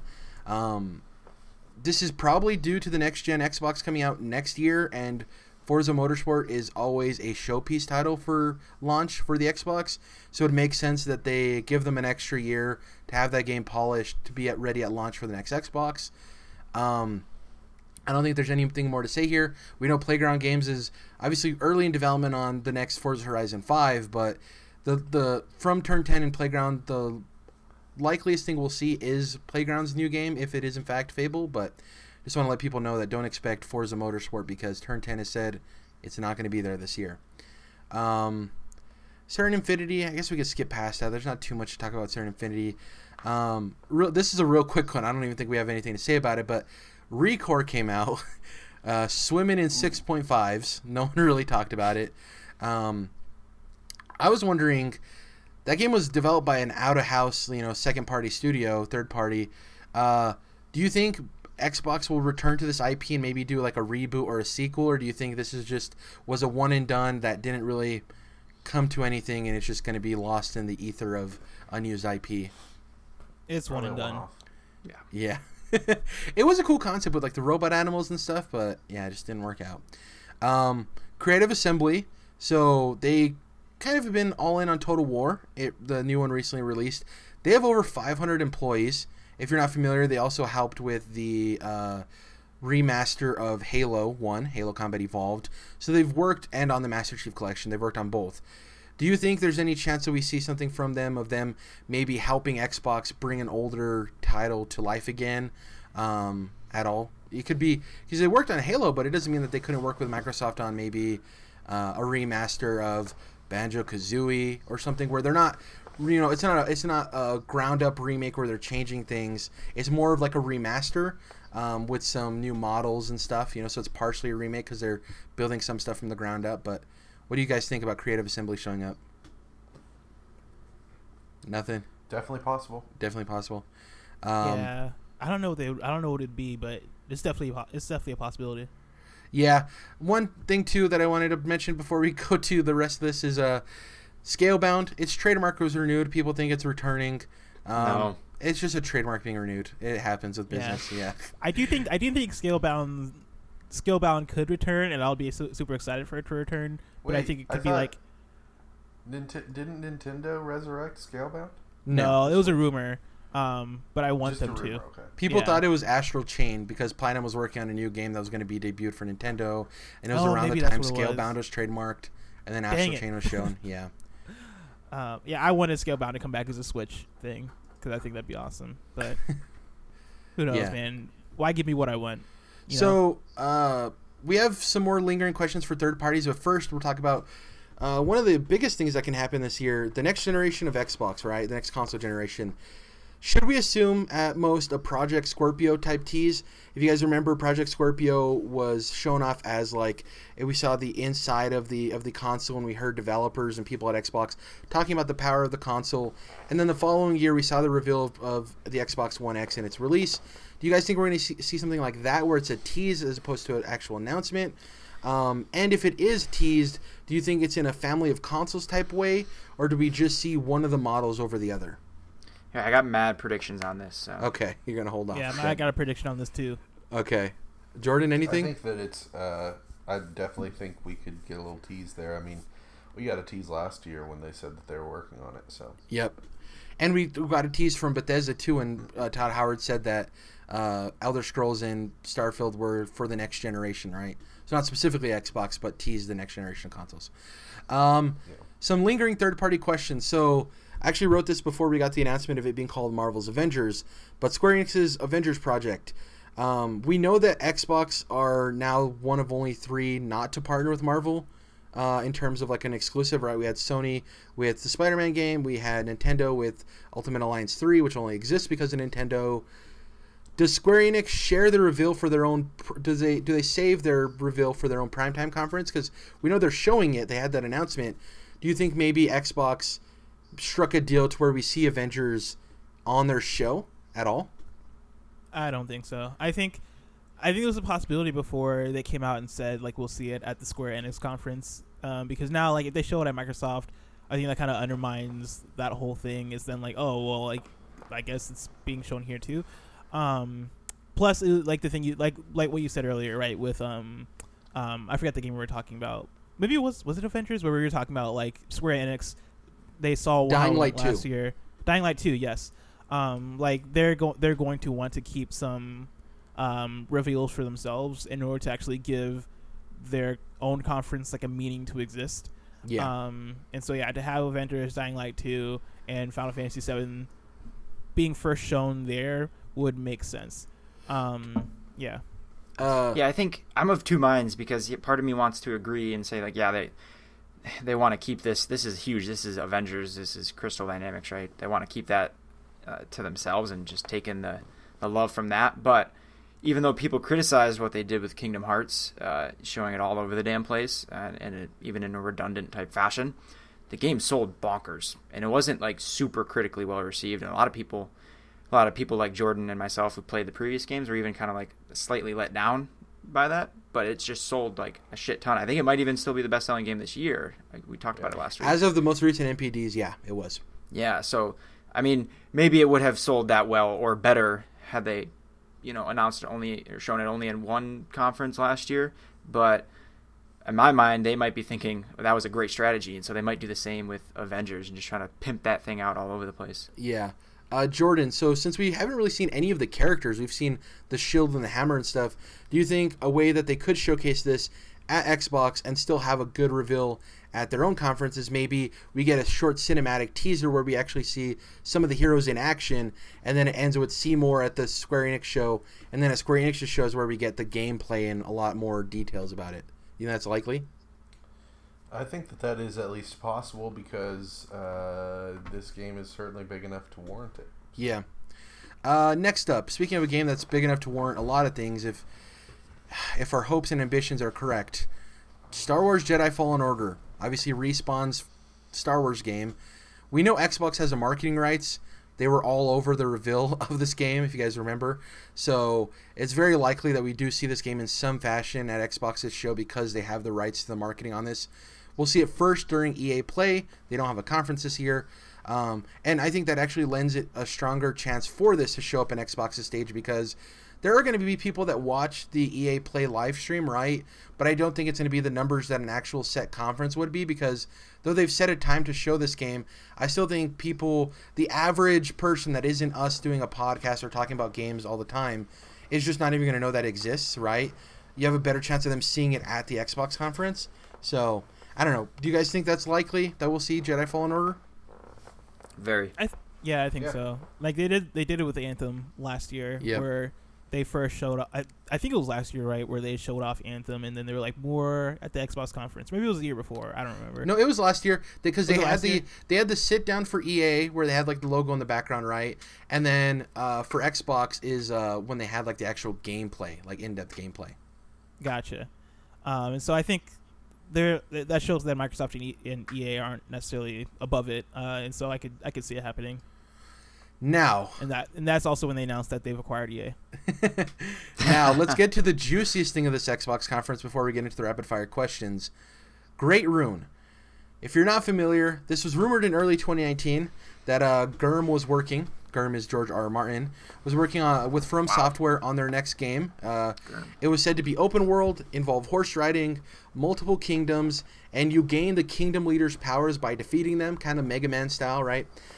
So George R. R. Martin stated in a mid-May blog post following the Game of Thrones finale that he consulted with the video game out of Japan, which lent fire to these rumors from early 2019, right? Oh, he's working on a game out of Japan. That lines up with the rumors that we heard he was working with From Software. Then, after journalists saw this, they felt that they had enough corroborated sources that they stated that they can confirm that From's next game they've been working on for 3+ years will be revealed on Microsoft stage in E3 2019. Along with this, we've heard from Jason Schreier that he heard that it's coming out in early 2020. There's other things talking about how From Software's games tend to be loosely based on a certain theme, right? We've seen that with Dark Souls, which is like high fantasy. Sekiro is obviously a shinobi samurai, feudal Japan type, Sengoku era, right? I think that's correct. And then Bloodborne is like, what would you call it? Victorian, like Lovecraftian, yeah. So Cosmic horror. with this cosmic horror, yeah. With this game, the rumors are it's based on Celtic mythology. So first it was Norse mythology that people thought, but finding some stuff in the back end of like From Sight and like some concept art they've talked about, people think that this is actually going to be based on Celtic mythology. There's another rumor on top of this, rumors upon rumors, that one of the studios Microsoft is going to announce that they've acquired is From Software, which I think is crazy, and I don't think that's possible. But the last thing is that this game is going to be published by Bandai Namco, so going back to their familiar publisher, not Activision. I just want to talk about the likelihood of this game appearing. What do you guys think about it? Obviously, Damian, you recently finished Sekiro, and the chance of us getting another From game in a year, less than a year technically, would be super exciting. I mean, they kind of like keep that pace. So. Yeah, there was like a 2-year gap where they didn't do it with like Deracine and something else. But before that, it was launch every year. There was, Bloodborne came out, and the following year was Dark Souls 3. So, and the year before Bloodborne was Dark Souls 2. Yeah, I suspect that they're very segmented because they have said a year or two ago that they have like 3 projects going on, like pretty far along, right? Yeah. One of those ended up being Sekiro. I think the other 2 we still don't know. So potentially this is it, right? Yeah, I could see it. People have thought that this might be a Xbox exclusive. I highly doubt that. I think the only way that is if they somehow buy From Software, which I don't think is likely either. I just want to hear from you guys, like, so George R. R. Martin consulting on this game, the chance of it showing up, the Celtic mythology it possibly being based on. How does that interest you? And maybe Blessing, for you, who somebody is not really a From Software person, how does this whole like rumor and announcement of this game feel to you from the outside? I think it's super exciting for the people that this appeals to, because I'm not a From Software person. I tried Sekiro, I still couldn't get into it, and Sekiro seemed like it could have been the one to kind of pull me in, and it didn't. And like, I'm not a Game of Thrones person, so I'm not really that into George Railroad Martin, but I think for people who are, this seems super exciting. From Software has kind of like, I think, shown themselves to be like very diverse in terms of like the settings that they could place their games in. Like they make very similar games, but like the styles and the writing and all this stuff, like lore wise, like all the games are fairly different and seem like they're fairly interesting as far as what they tackle from that perspective.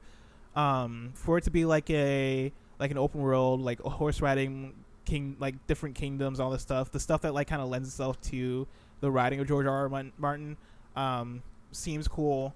And man, yeah, like it's another one where seeing the details of the rumor, I fully believe that it will probably be shown at Xbox.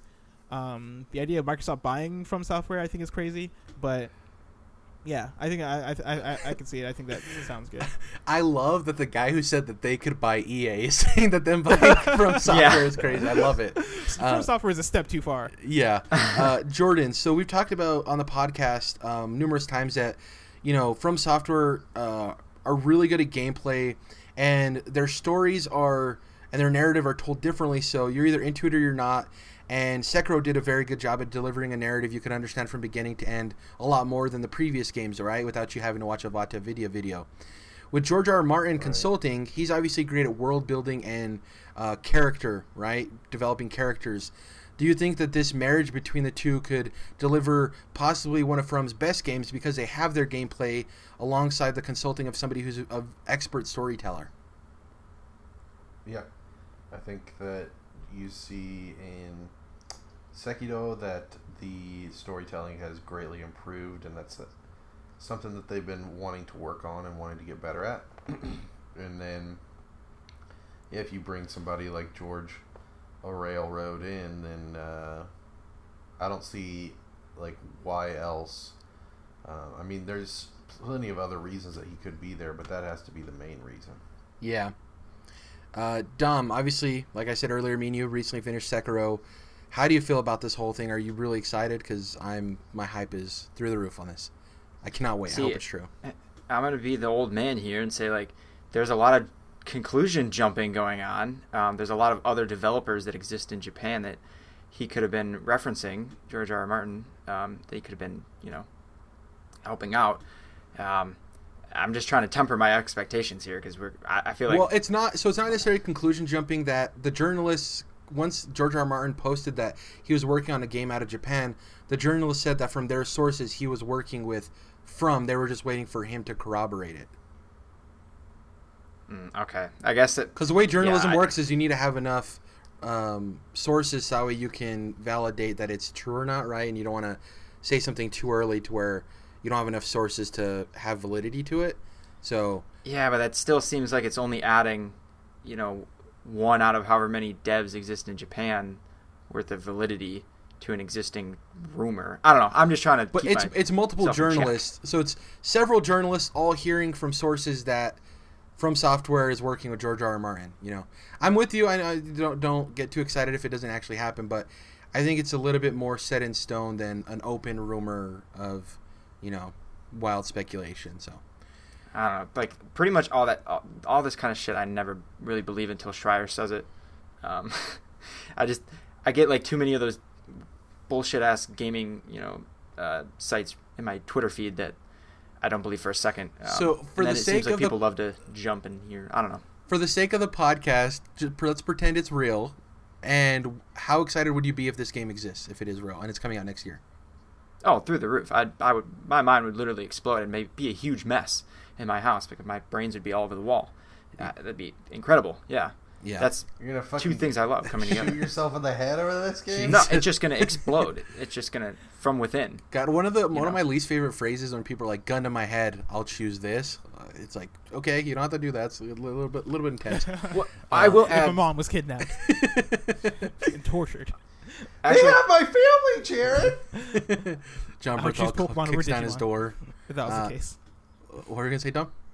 Actually, nothing because I'm gonna save it for predictions. Okay. So this next part is different than how we normally do rapid fire. Normally, it's a set of specific questions or games, and I have you guys answer them individually.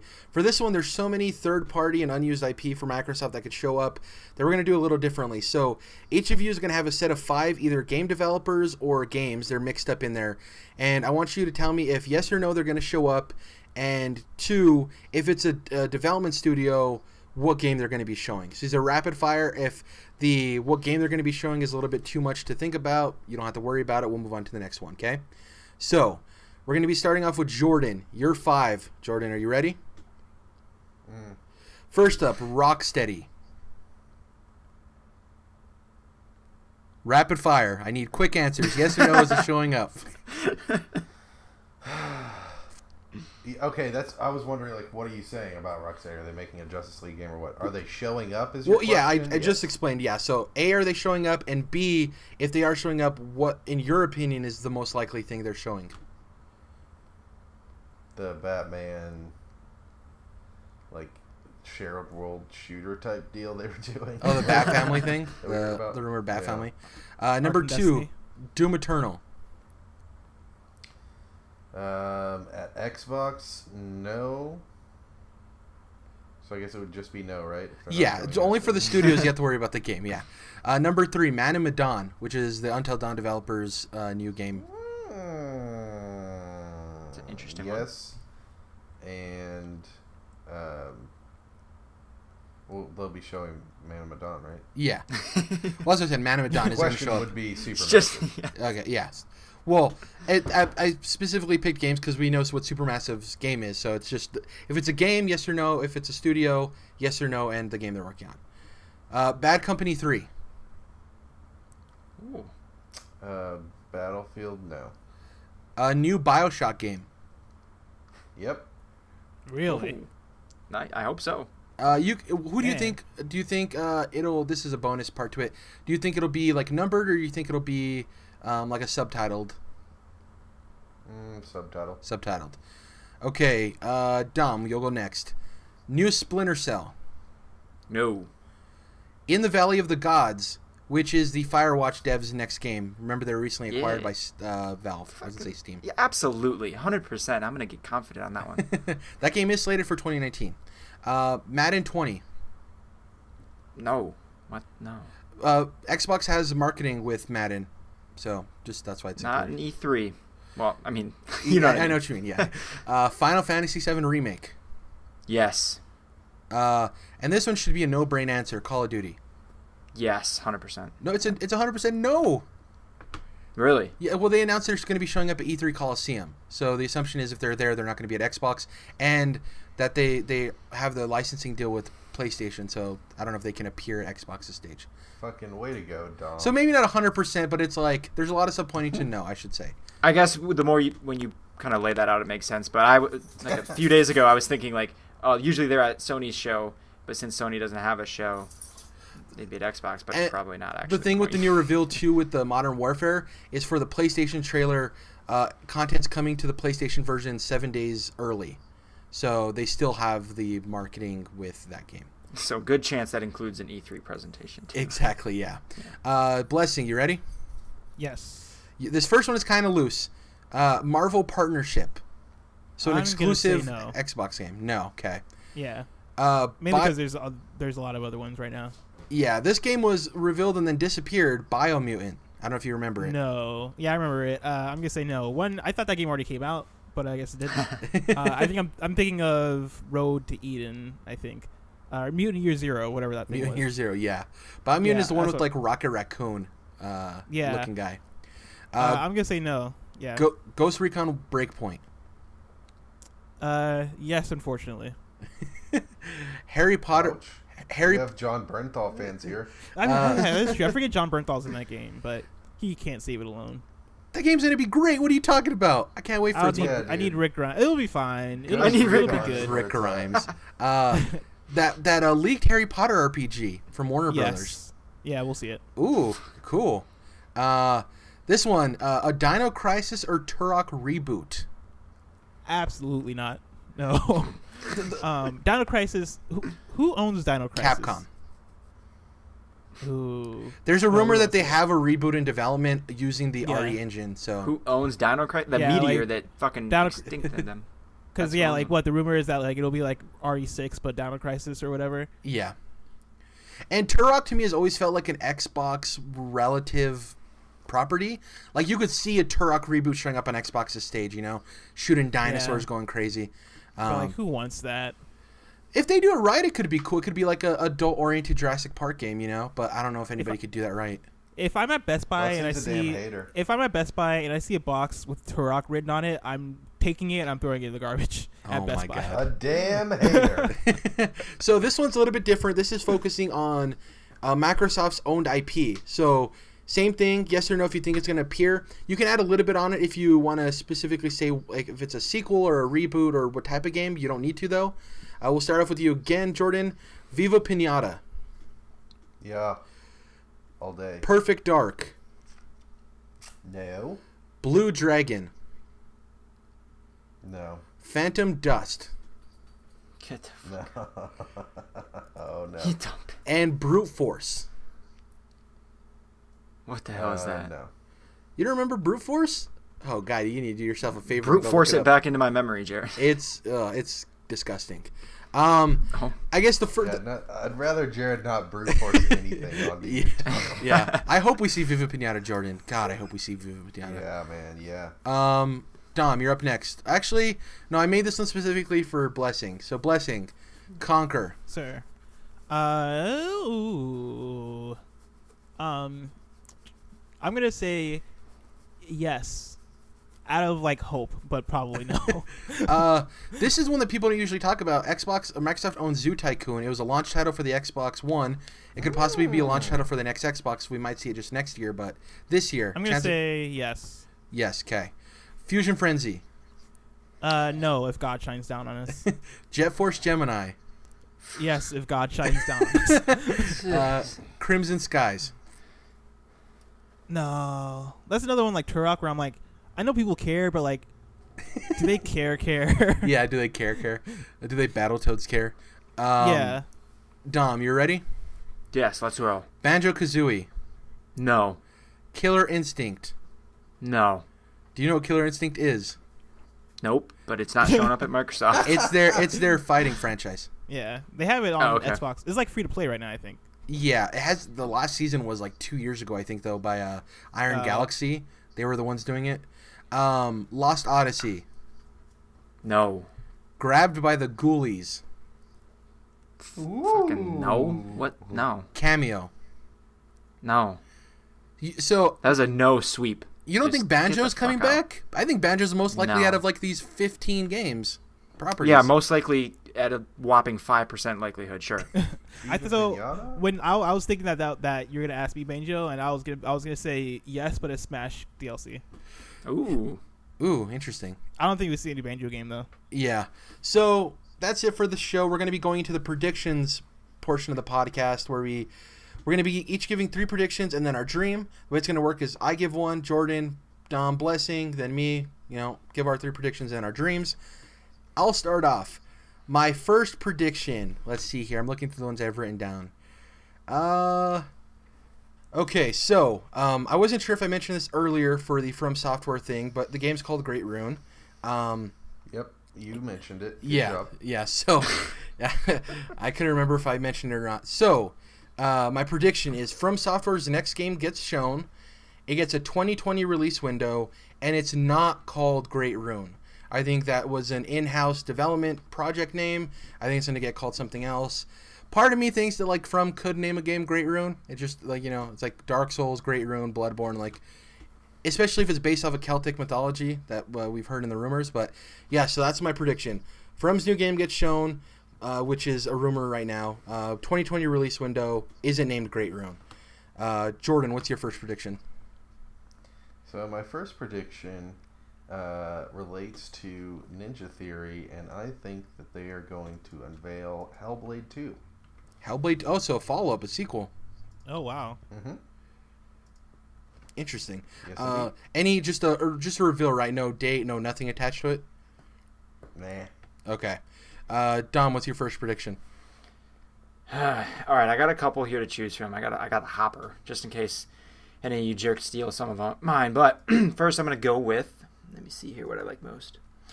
4 new titles announced as coming to Game Pass. Specific titles pointed out. One of which is Fallout 76. Okay, so the prediction is 4 total. One of them being Fallout 76. Yeah, and 4 is kind of that's a hard because obviously we'd all probably agree they're going to announce new Game Pass titles, but I'm going to say specifically 4, and specifically Fallout is one of them. Fallout 76 is one of them, yeah. Yes. The original Fallout coming to Game Pass would be crazy. The top-down. Blessing, what's your first prediction? Let me take a look at my list right here. I'm going to say we get another extended demo of Cyberpunk 2077. CD Projekt Red shows off some more in-depth features and how choices ripple after time. We are also introduced to the big threat in the game and a release date of 2020. So, funny enough, big threat as in size or as in, the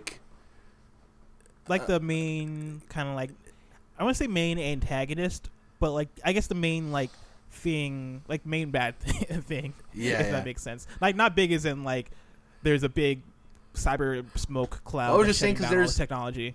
There's a loophole there because you can get it either way, right? If it's a loose term, it's he's the biggest bad guy in the game, but he's not necessarily the main antagonist, It's they just show the brute enemy or whatever. Yeah. Yeah, big threat. Cool. Second prediction here. I'm gonna say that Microsoft is going to announce 3 newly acquired studios, and to make it a little bit spicy, one of them will be a Japanese developer. So nice. maybe not From Very Software, nice. but somebody Japanese.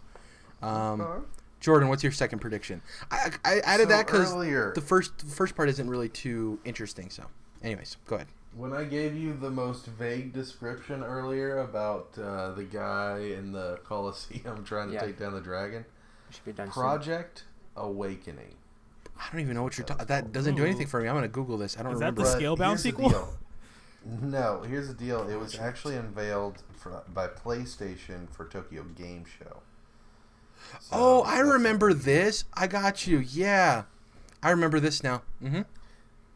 Right. So, but what I do think instead is we're going to get a fantasy reveal from Microsoft.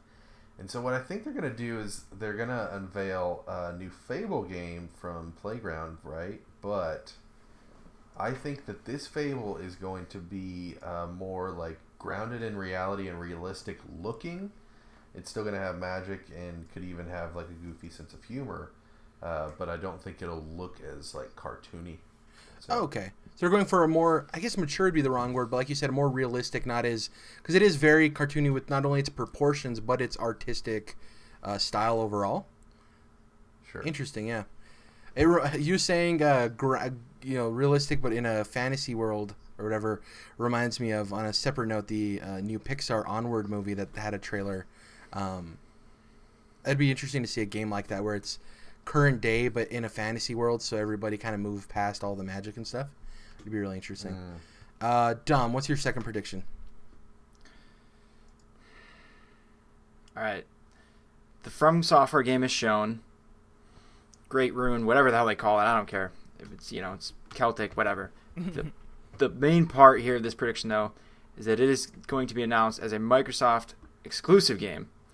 Not that they bought From Software, but just that they're publishing this game, and so it's only coming out on Xbox and PC. Ooh. The cool thing, too, that I thought about is if it's based on Celtic mythology, there's a lot of green in that, so it vibes well with Xbox as well. The problem is, if this is an Xbox exclusive, just like PlayStation has to deal with, we'll likely never get a Great Rune 2. So... Good Lord. I like that prediction. The Xbox exclusive, not from buying them. But your prediction does ring true, because if they do purchase them, and it is Xbox exclusive, your prediction has nothing to do with them purchasing them. It'd just be like an added bonus there. And I just see this because From Software has in the past worked with Sony just to publish Bloodborne and just that project. Yeah. They've now worked with Activision to publish Sekiro across different platforms. And I don't see why they wouldn't work with just Microsoft to get one game published on that platform. The 3-year development that they've had it in kind of lines up with when Phil Spencer started engaging with the Japanese studios and publishers and stuff like that. So it could line up pretty well that he struck a deal sometime between then and now, Wouldn't be too Bonus surprising. point prediction on top of that. Obviously, if this is the game where George R.R. Martin Railroad old man finished the books. George R.R. Martin Railroad. Yes. Rickroll Martin. Obviously, if that were the case, you got to imagine in that initial splash screen, from George, from the George mind of George R.R. Martin, from the writer of Game of Thrones. Martin Railroad. Yeah, I think we do not see that, and there's no confirmation that he's at all involved. Just 'cause I'm salty about these journalists. If he is, so you're saying that he's not involved, not that he is involved and they wouldn't mention it. Bonus Correct. prediction, Yeah. This is him remaking Game of Thrones Season Jesus 8, Christ. and it's just in video game form. He signed the petition too. Blessing, what's your second prediction? All right. Xbox talks about their new console and specifically the cloud streaming capabilities that are possible with it through Microsoft Azure. They allude to how Nintendo and Sony have even tapped into Azure to assist in their solutions. They give an example of why their cloud streaming is so powerful, and they let us know that we can expect to hear more about the future of Xbox very soon. And then they show the screen of a Microsoft PC, and they grab Google Stadia's icon and they drag it to the recycle bin. Exactly. Nice. You just look in the recycle bin and it's just Google Stadia and a copy of Turok. Oh god. And PlayStation Now, sadly, if they stick to Microsoft Azure. Yeah, I really hope that they show that off. I think that's more likely that they focus on the cloud stuff as opposed to the console. I think the console will more likely be a tease. So I like your prediction. Third. So I talked about From's game. I talked about new studios. One of you already had, Jordan, yours was Fable 4. I'm just going through them to see what would be something that hasn't been talked about. And you talked about Ninja Theory. No one's done anything on the Initiative, correct? Correct. No one's done anything on Nintendo, correct? Not yet. Not yet. Okay. But actually, that means that I'll go for something else. So you have that one, Dom. And no one's mentioned anything about Halo Infinite, right? Correct. Nada. So I'm gonna go with Halo Infinite gets shown. It's gonna be very apparent, whether spoken or unspoken, that it's an open world game. And obviously us three can come to an agreement. It's when I mean pretty apparent, it's like, oh, it plays like an open world game. You'll see that. It gets a 2020 release window, and we'll hear Cortana speak at some point in it. Cortana. Chief.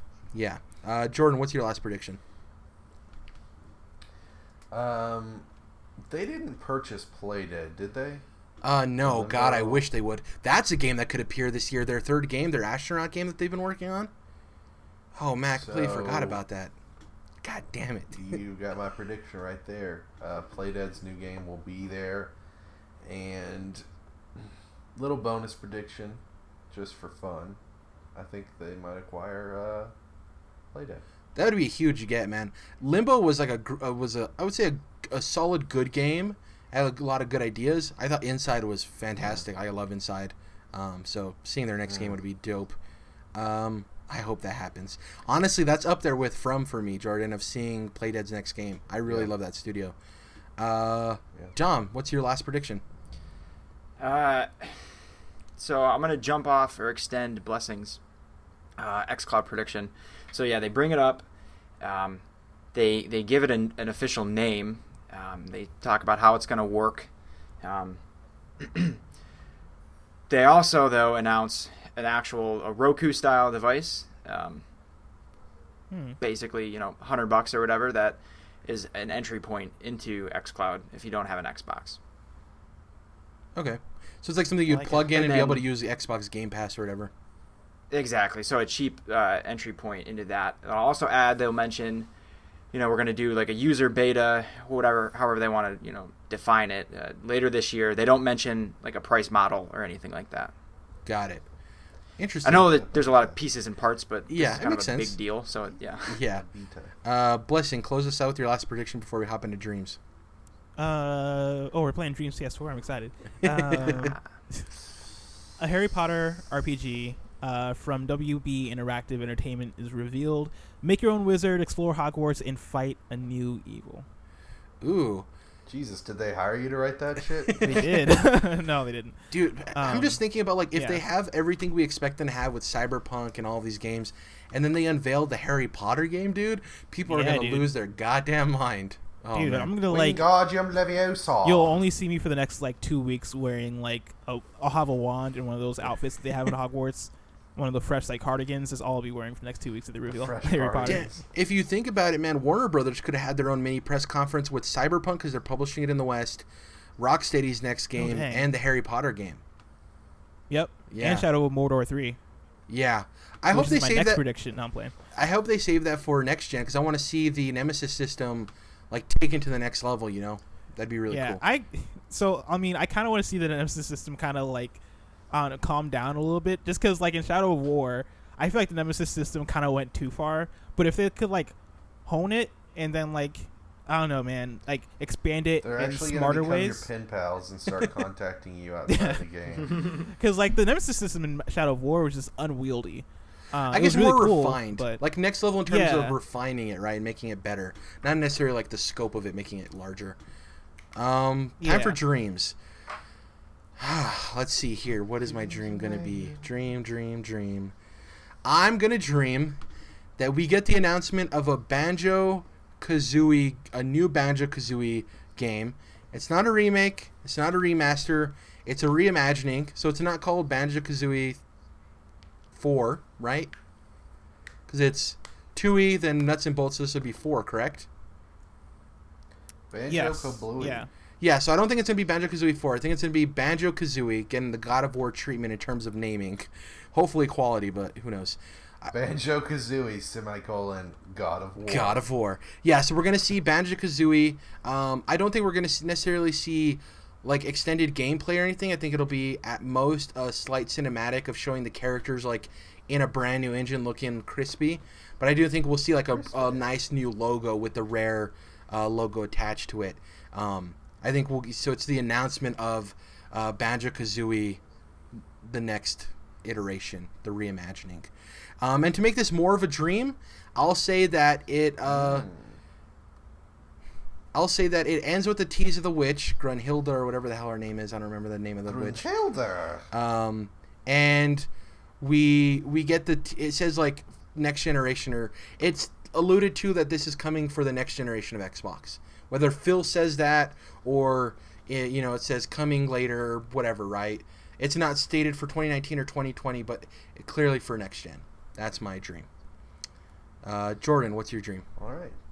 Well, my dream is, I hate to be obvious, but John Bernthal comes out in person to reveal BioShock 4.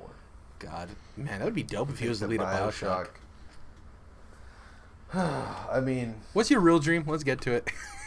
I like the bit. No, my real dream is that BioShock 4 gets revealed, whatever it is called, whether it's a 4 or a subtitle, I think that it would be monumental if Bernthal was there, but I think I would settle for just a new BioShock. Before we get to Dom's dream, real quick, Jordan, how do you feel if it had a female protagonist? Well, she's no John Bernthal, but sorry, I just had to take that. Yeah. Let me tell you about how I feel about women.